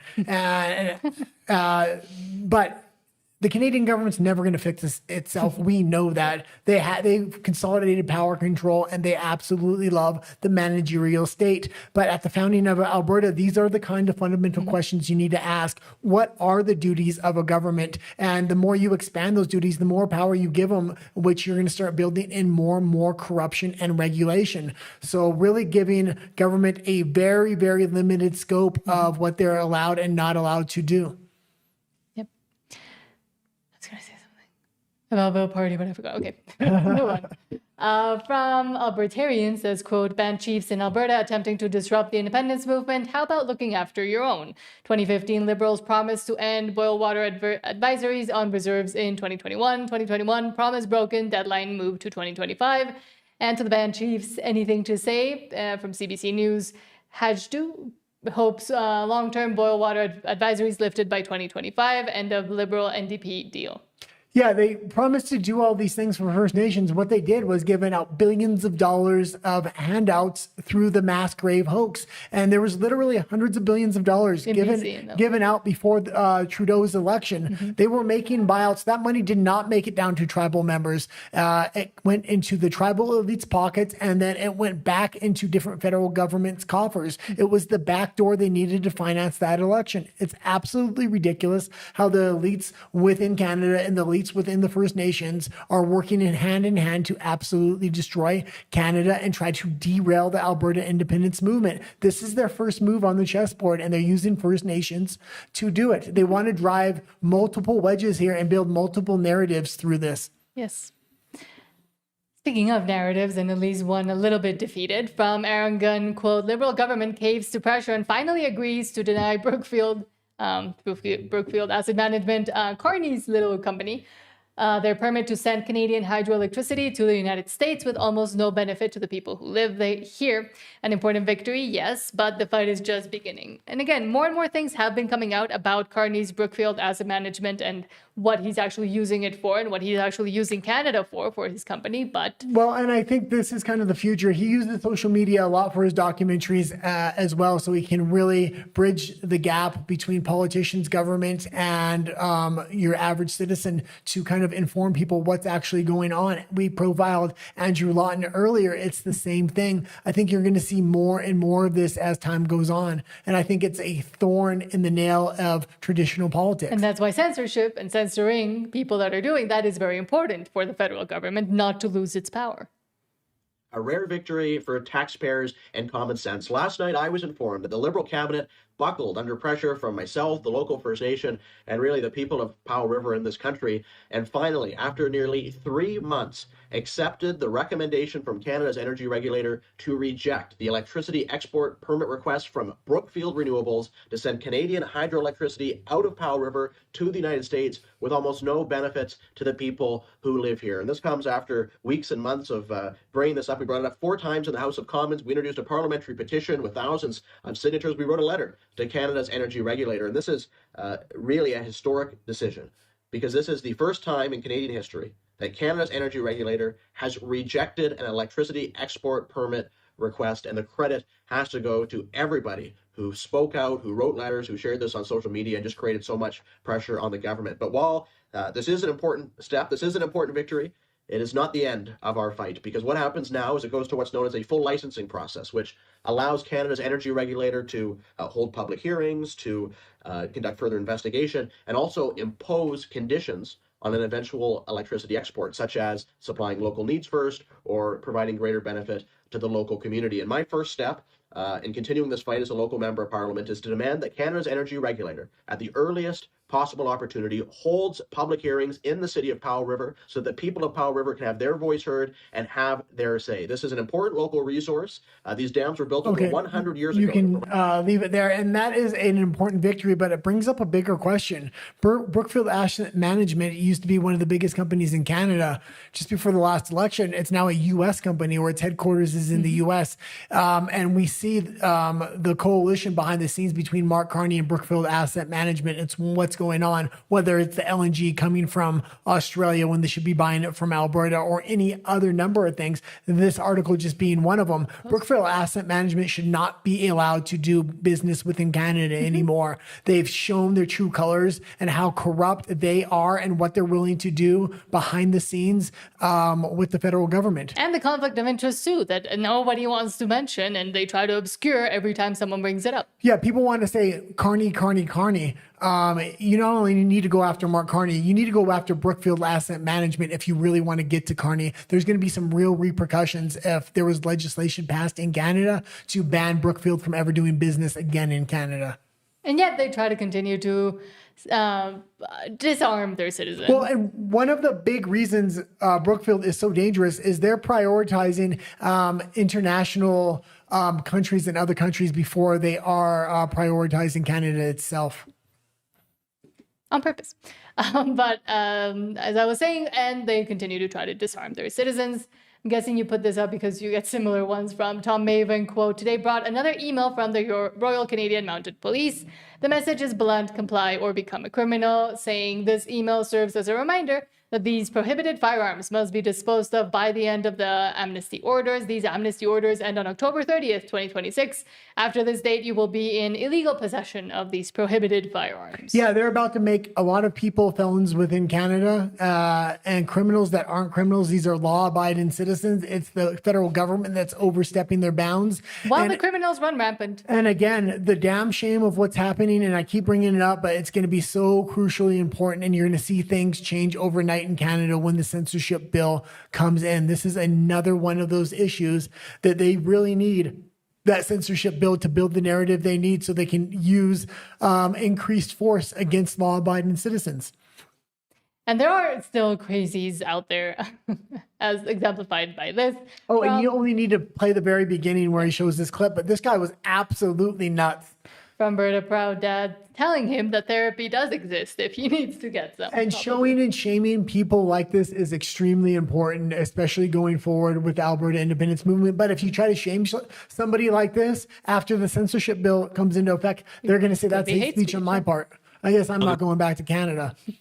Welcome to the first episode of Treason Trucks. Let's see how this goes. First, there's a lot going on here, especially with this one over here. So let's just go through them one by one. Tackling this quadrant first. First, we got the bird flipping skeleton.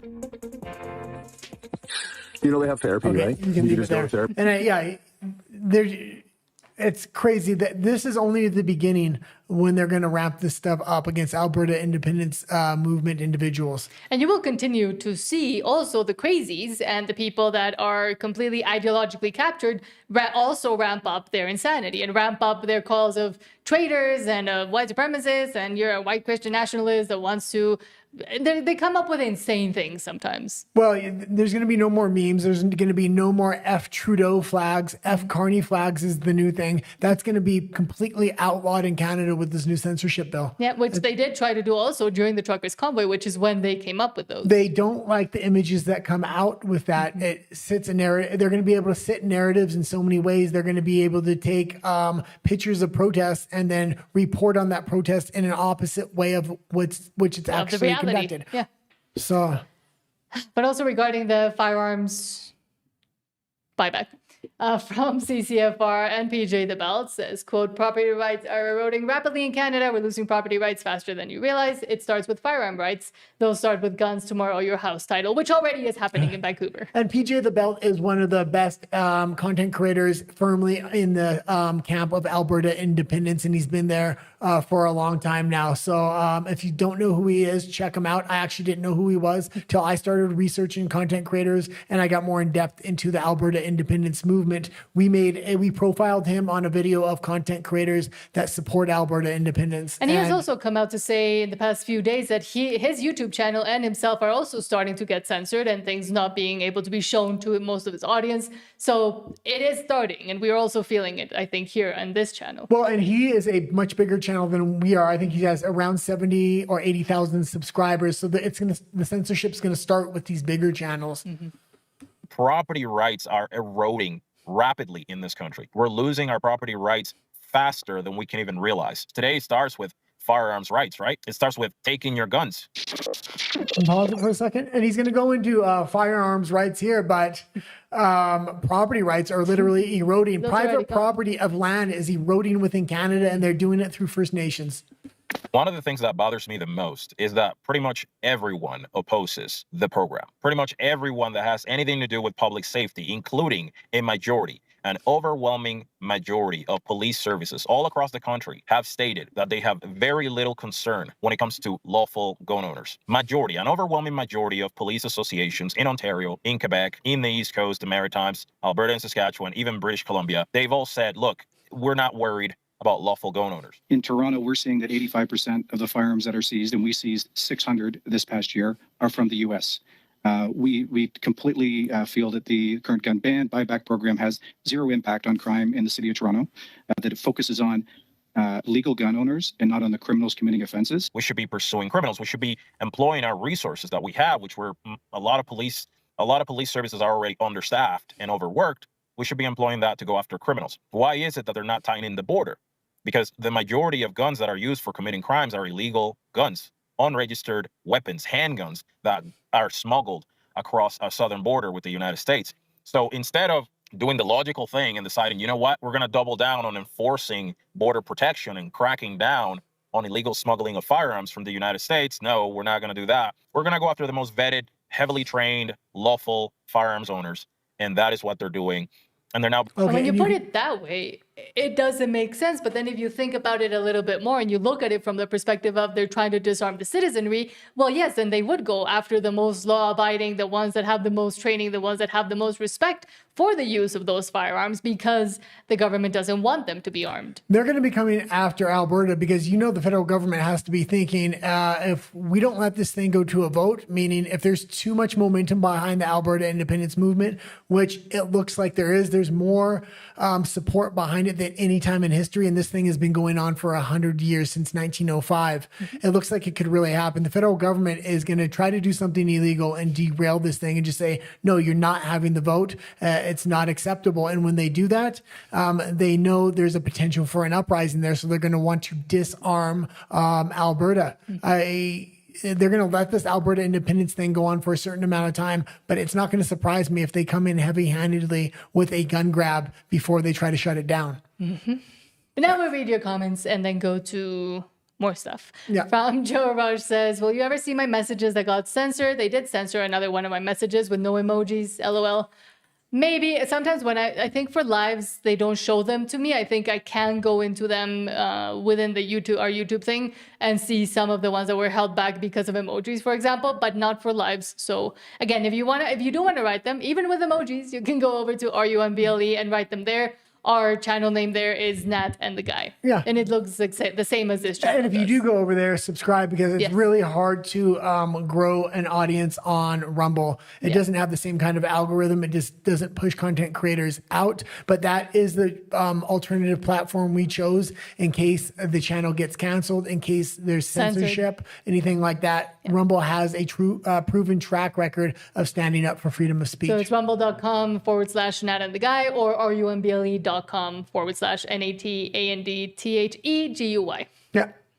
I could go to a spelling bee. Joe Rush also says, I hope the messages that got censored are not going to get you guys in trouble for some reason. I feel bad. I'm being respectful. Just my opinion. Don't worry about it. If all the things we talk about on this channel haven't got us in trouble yet, then again, I fully expect that I'm in trouble if I ever go back to Canada. That's why I'm staying here in Mexico.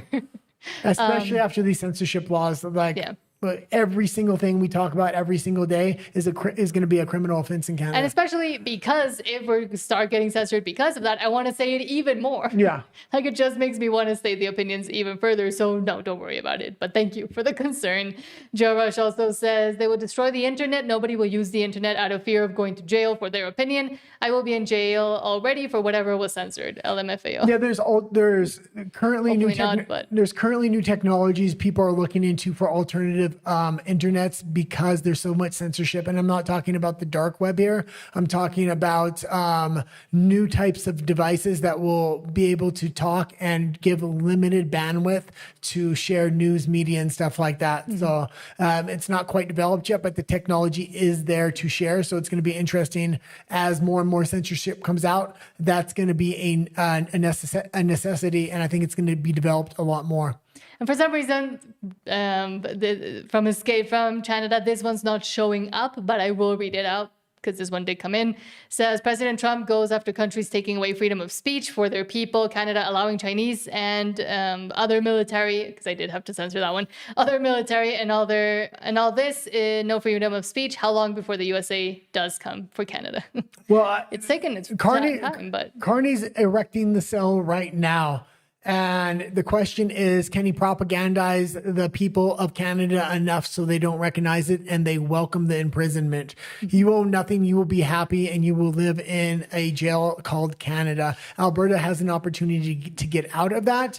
The question is, there's a lot of other countries around the world right now. We were playing clips when we were doing geopolitics more of people in the EU, of people in the UK and even Australia begging for Trump to come over there, saying their government is draconian, authoritarian. They no longer have freedom of speech. They can't speak freely. They were asking content creators from other regions to talk about issues they can no longer talk about in their own country. That's why we took up the moniker of talking about a lot of EU issues, Australian issues, because I felt really bad. These people were in tears saying, we can't even talk about what's going on here.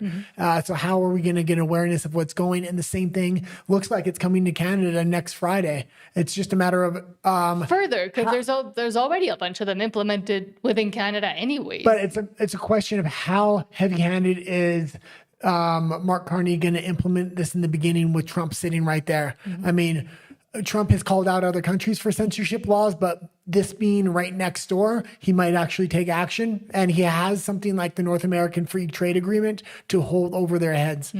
Because from Jamil Giovanni. And I do feel bad for those that still have hope like he does and have, like a lot of federal conservatives do. But he says Canada doesn't need to be sitting in the sidelines watching Mexico and the U.S. move forward. We can and should have a seat at the table. Mark Carney took that chair and threw it away a long time ago. But from Reuters, it says U.S. and Mexico to launch review process of the USMCA Trade Pact week on the week of March 16th, so next week. Of all the people, of all the three countries within this trade agreement, there's so many things that go on behind the scenes that the Canadian people never know about because it's not really talked about in Canada. But in the original agreement, Trump wanted to make it between the United States and Mexico. Mexico demanded that Canada was part of the agreement. Because we're retarded too, for some reason, here in Mexico. Well, then when they went to renegotiate it, Trump wants to make two separate deals. He went to go talk to Canada and Canada to try to convince Trump to cut Mexico out of the deal. When last time Mexico was the one that said Canada has to be included in the deal. Also, a lot of people don't know, but I know Clyde talks about it a lot, is the tariffs Canada has put on for decades against the U.S. And Poilievre never talks about this either. He just says what we want is a no tariff deal with the United States. What he means is no tariffs on Canada, but he wants to maintain the tariffs that Canada has on U.S. products. They've created a protectionist economy filled with monopolies. That's why things cost so much in Canada. And especially, I would say, with this potential censorship bill, if Trump gets to know what it's about and somebody explains it to him, like they did when the whole UK thing was going on. I mean, he does have the USMCA thing to hold over and lord over Canada if he wanted to do something regarding free speech. But we'll see, because we do know at least there's some talks and that there are people that are aware, like Scott Bessent there on the clip, about Alberta independence. So, I mean, this could also be an issue and a factor for that and for Trump to negotiate with against Canada in a way. Well, it looks like very quickly over the next couple of years, Starlink is going to be the major internet provider, completely going around the sea cables and traditional distribution of the internet. This means companies like Apple, Samsung is going to have direct to satellite access, which I don't know how the censorship is going to work there. It may be harder, but also Starlink, the barrier to entry used to be very big because you would have to buy the little dish and it was like $600. They now have that down to it's absolutely free, and the services have come way down. Their adoption is coming way up. We've seen what happened with Iran. Thousands of Starlinks were smuggled into that country to get the message kind of out there. It's not going to surprise me, especially in rural areas, if Canadians adopt Starlink and they're able to get around censorship. Hopefully, I'm not sure how censorship's going to work with Starlink, but I know there's mass adoption coming over the next 2 years. Because the media and the traditional media, the CBC in Canada, is insane. And they lie. From Northern Perspective, quote, the $80,000 lie, a Conservative MP has revealed that the CBC spent nearly $80,000 on coaching before testifying in Parliament, because they're that retarded. Yes, coaching, taxpayer-funded acting lessons, so executives can spin answers to simple questions. This is what your money is paying for. This is absolutely insane. The BBC and the CBC should be abolished a long time ago. Because they're just propaganda machines to peddle lies for the current government. This isn't just the CBC. He's going to get into it. They were coaching politicians as well. The question was essentially, is the government paying for any type of coaching for people going into committee? And if so, how much is that? And the answer is shocking. It came out to around $260,000 of taxpayer money. Is that right? Exactly, $263,000. And when you go through the list, it's actually quite shocking. You'll have the RCMP, for example, spent $24,000 on coaching for committee. Public health spent $20,000. But the worst offender was the CBC at nearly $80,000. Now, keep in mind, the CBC gets $1.4 billion from the taxpayer every year, and they're a communications company. And if you look at the org chart of the CBC and you go through it and you see how many directors of communications they have, it's mind-blowing. Why on earth they would need to get outside consultants to help them answer simple questions in the most complicated and convoluted way possible is reprehensible in my books. Yeah, and he's an MP that has been kind of whistleblowing because he has insider information and has access to this, and he's been making very good videos. This is just the most recent thing he's done. His production value was amazing as well. It looked like a movie. I was just going to say Well, that. when I really first good. watched it was a little off-putting because the production value was a little bit too much for a politician, but he has been having great information. But again, it's insane.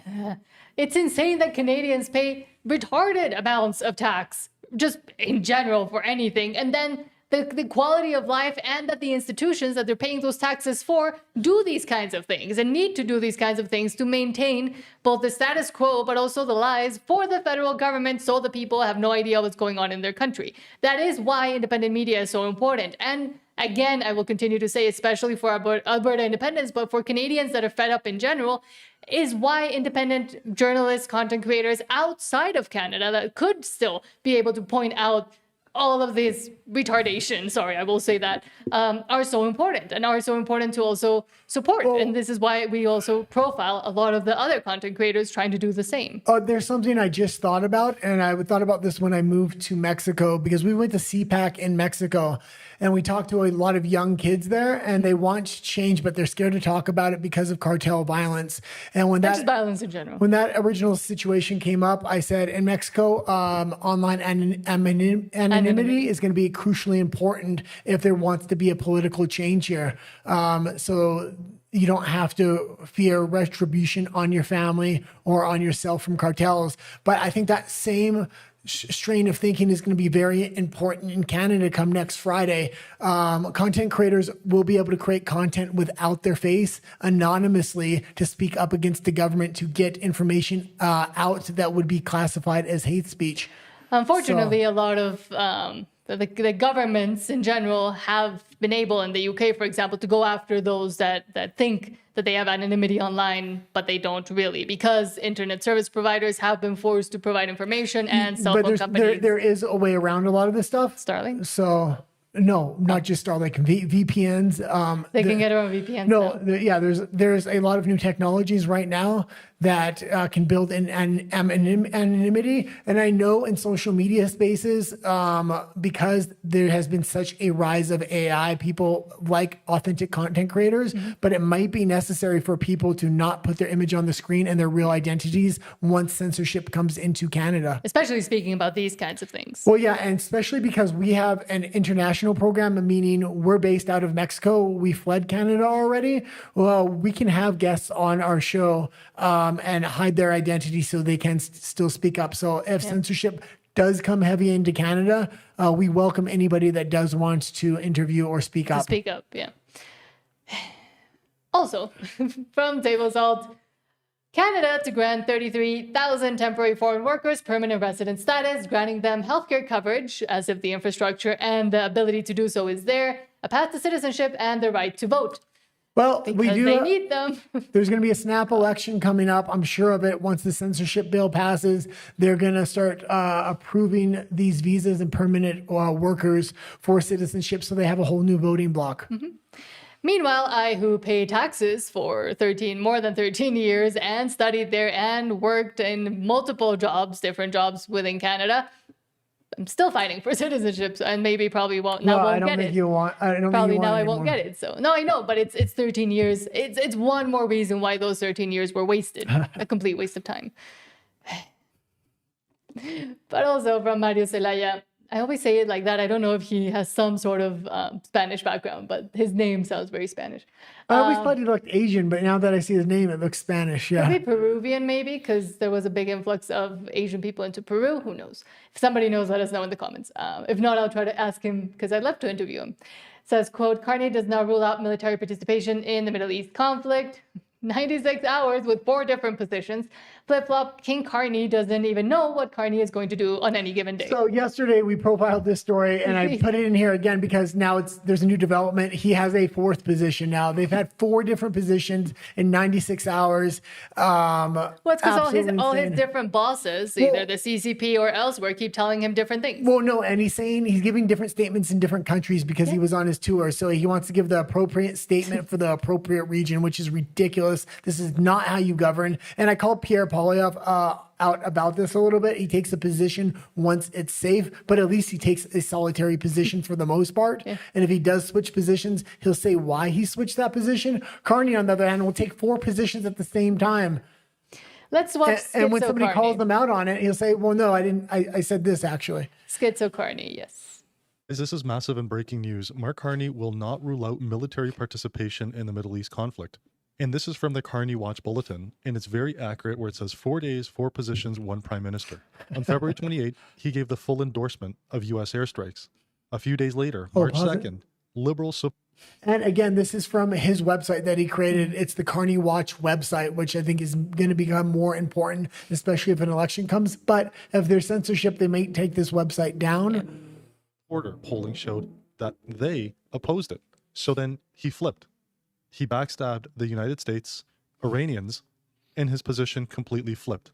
That happened on March 3rd when he walked back his support. Then, just on March 5th, he said he cannot rule out sending Canadian troops. He said, one can never categorically rule out participation. We will stand by our allies when it makes sense.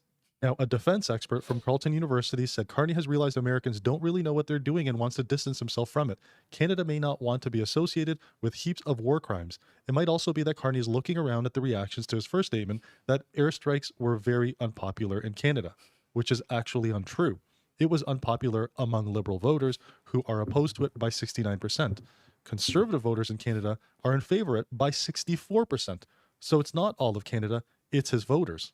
And here's the record. In 96 hours, he went from full support of the war to regret to criticism of U.S. conduct to opening the door to sending troops. Only thing that changed between the statements was the polling. Guys, if you're interested in breaking news like this on Mark Carney's flip-flops, the things that he's doing to actually hurt our country, sign up on Carney Watch.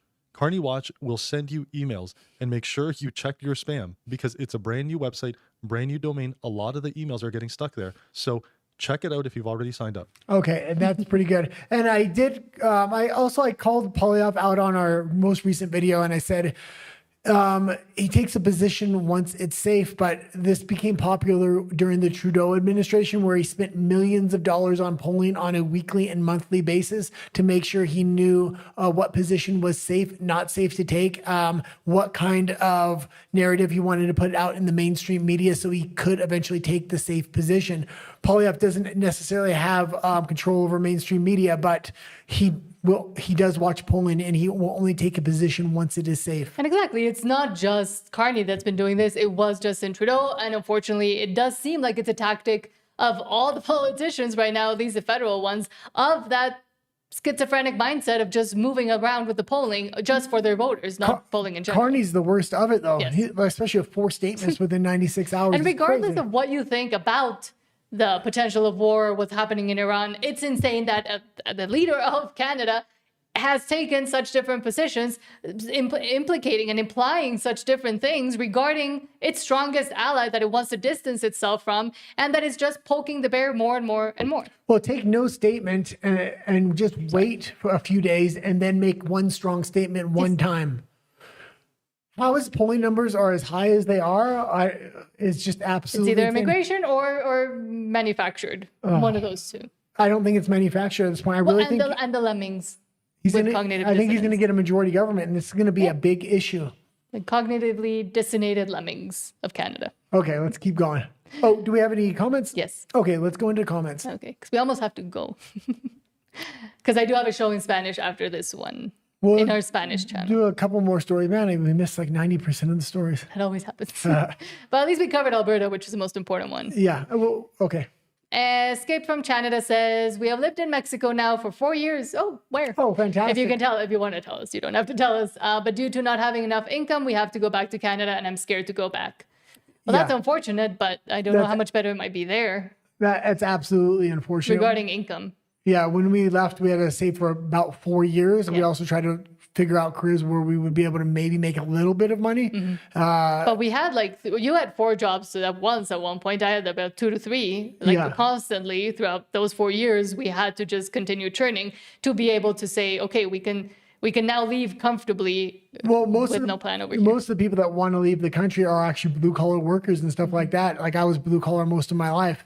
Or sorry, so it's very hard to, that skill is not something you can do remotely very often. It's liberals that can do remote jobs and they love Canada. They're trying to flock to Canada, which is nuts. And this is why it's important, like, yeah, you have to move back to Canada, but Alberta hopefully maybe is an option. There is good jobs there as well. And they're going through independence, so at least there's some kind of hope because there's no hope in the rest of Canada. Joe Rush says, as a 57-year-old, I remember one time when the Canadian dollar was worth more than the American dollar. How many years ago? What happened? And it's funny because when I first got to Canada, again, about 13 years ago, to go study at university, I do remember that the Canadian dollar, at least for a little bit, was stronger than the American dollar. And then it flipped. And I was like, I didn't, because I'm really bad with math. I'm really bad with math. So calculating anything to pay and stuff became nightmarish once that flipped happened, at least most recently. That was under the last Conservative government. Yeah. I mean, Harper. And he wasn't perfect, but I mean, the change, because I got there during the ending of Harper, and then came Trudeau, and year after year, and I say this every time, I watched Vancouver decline and Canada decline, first kind of slowly, and then it just went off a cliff. Yeah. Escape from Canada says, I wonder if it would be possible to continue spreading the truth via emails. Proton mail is very secure. Yeah, again, there's different technologies that are coming out. It's just, it doesn't have access to video. A lot of these new technologies don't have enough bandwidth for video, but it does have enough for pictures, voice, text. It would be nice if it had long format voice, but then you need some kind of server to get the information out. How do you know what's good information? You're only going to be able to give it to one person at a time because it's device to device. And Escape from Canada says, live in Bucerias. That's in Nayarit, I think. It's like a beach. Beach town. Nice. And Joe Rush says, information I found from 2020 to 2025, 90,000 businesses closed, 490,000 government jobs created. BS. Well, yeah, and we showed those statistics the other day about... They keep touting them. They keep touting they've created more jobs than the United States. The difference is they created all jobs within the government sector in Canada. They actually lost jobs in the private sector. And in the United States, Donald Trump fired thousands of government workers because he's cutting regulations, cutting the government down to size. And he made he got a ton of jobs in the private sector. That's where you want the growth. Yeah. And that's where you want to make the cuts. And when people compare, and when liberals try to compare Canada to the U.S. and say, oh, look how many more jobs we created instead of the U.S. It's government jobs. Exactly. 1 out of every 4 people work for the federal government or work for the government in Canada. It's a circle of jerks because the other word apparently gets censored. But let's continue with the insanity. From Wall Street Apes, quote, we'll do 3 more stories and then we'll go over to RU and BLE. Okay, it says, quote, really think about this, America. We've lost 536,543 farms, over 500,000 farms gone. At the same time, we lost 165 million acres of farmland. We are going in the wrong direction. And a lot of that farmland is going to certain sectors and industries that should not have it, in my opinion. Yeah, and a lot of this has already happened in Canada. Industrialized farming is taking over. It's a shame. One of the big issues we used to focus on is farmers' protest, all the farmers' issues that's happening. We still focus on that when we can. But it's a big issue. Industrial farming is trying to monopolize farm. They want to monopolize food, shelter, and water through the federal government in all these Western countries. We've lost 536,543 farms. Over 500,000 farms gone. At the same time, we've lost 165 million acres of farmland. We've lost 536. Okay, and you can go to the next. I think the next story is related. I hope it's the one I'm thinking. No. It's not related. I'm looking at okay. I was hoping it was the meat packaging about Canadian meats. I mean, I can go to it. No. Just stick to what I have. But it is related to the insanity that is the media ecosystem within Canada and how... Wow, I lost the word. How bring the story up so I can controlled it is. There we go. From Ryan Gertison, quote, Canada's state-funded media went to China so they could put together a piece basically praising them. This was definitely a government ask or demand. Oh my God. China's achievements in electric vehicles, renewables, and robotics didn't happen by accident. They came about because No, it happened because they stole a lot of that information from other nations. of events like this, and because the world's second largest economy focused the efforts of 1.4 billion people. And this is important. What did he say there? And he's saying in such a cheery way, the second largest economy. It's the first time in decades the United States is outgrowing China. People aren't wanting to talk about it. The statistics are undeniable at this point. China is in the decline for the first time, and the United States is rising economically. A lot of times in the mainstream media, it's put differently than that. That is not the case. Trump's only been in office 1 year. Legislators will essentially rubber stamp President Xi Jinping's blueprint, and Delegate Nick Chan told us he believes China's on the right track. It's a huge market, and we're buying a lot from Canada, and we love to work closer together. And you see a recent thawing of previous maybe slower relationship, but now it's a great time. The war against Iran, though, has already sent oil prices soaring, and China uses a lot of it, meaning geopolitical risks remain a huge source of concern, says this analyst. That worries me, of course. You're going to greatly disrupt the world, disrupt the trade picture for the whole world. President Xi's blueprint again contained a vow to reunify democratic Taiwan, which China sees as a breakaway province that also includes a 7% hike in defense spending to modernize China's military. Chris Brown, CBC News, Beijing. The way they're talking about China invading Taiwan is they were trying to make it sound like a good thing there. Of course. There was something, again, every story seems to be related to this upcoming censorship bill. Once that comes in, they're going to be able to paint lovely narratives about China and Canada, and nobody's going to be able to say anything about it. But also, I mean, we covered it as well, that there's a partnership being built between Canada and China regarding information, not just media, which they are also going to be partnering with, but sensitive information, military information, CSIS information. Well, and again, when I say China's going to be able to build a narrative inside of Canada once these censorship bills come in, they're going to invest billions of dollars to revamp their image inside of Canada, and then they're going to import CCP members into the military, which are already welcomed by the Canadian government now, which is insane. And you're going to see a flood of migrants. And the hard thing's going to be right now, we're able to kind of point out the mass influx of Indian migrants, which is disproportional to every other country. Pretty soon that's going to be Chinese Communist Party members, and nobody's going to be able to point it out. More, I will say. Yeah. One more story. Okay. And then we'll go to RU and BLE. Yeah, we were talking about the auto industry and Toronto that is becoming worrying. However, Idiot Ford has something to say. From Juno News, quote, at next Star's Windsor EV plant opening, Premier Doug Ford praised Minister Jolie, calling her super smart. Meanwhile, the PBO warns tens of billions in EV subsidies won't see returns for decades. Yeah. Conservatives say the subsidies weren't tied to guaranteed Canadian auto jobs. Yeah, and I don't think he was lying here when he said she's super smart. Just it's compared to him, because he's an absolute buffoon, and to think that she's super smart, maybe only next to him. Yeah. I've been on thousands of tours of facilities, even before I got into politics many years ago, all through the US and Canada. Folks, I can tell you, I've never seen a slicker, more high-tech operation ever. And a message to anyone who wants to open an energy storage facility here, you're going to one place. You're going to Nexstar. That's it. No other place. You're going here because we put legislation in. We put legislation that you have to buy Ontario or you have to buy Canada. Now, my champion, Melanie Jolie. And it just sounds like you're going to go to Nexstar. You're going to go to our dairy cartel. You're going to go, and they try to build these monopolies, these cartels where there's only 2 or 3 big players. And they have the amount of tariffs they put on the United States to protect and protect their prices and businesses. And then they like to play the victim on it. We get along very, very well. She is my champion. Super, super smart, super, super charming, and just an incredible person. Anytime she needs something, she just twists my arm and I give up right away. So, Melanie, thank you for your leadership. Absolutely. She is just dumb as a box of rocks. But also speaking about... Well, it just shows how much of a liberal he is. Yeah, and speaking about the EVs and in Canada specifically... And again, I do know he's a conservative, but he's a conservative in sheep's clothing.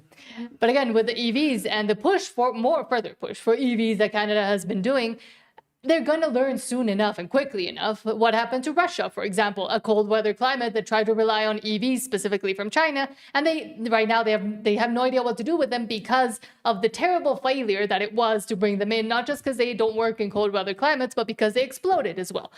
Here in Mexico too, I made a whole video about this issue here in Mexico and included the Russia thing, and also talked about what would happen if Canada continued to go down this path of EVs, but specifically partnering and trying to bring in more Chinese EVs with this new partnership that they're doing. The only country willing to go to Canada right now seems like China, and they're going to want a monopoly. If there's no way to get past the tariffs with Chinese vehicles into the United States, they're going to look to monopolize the Canadian market.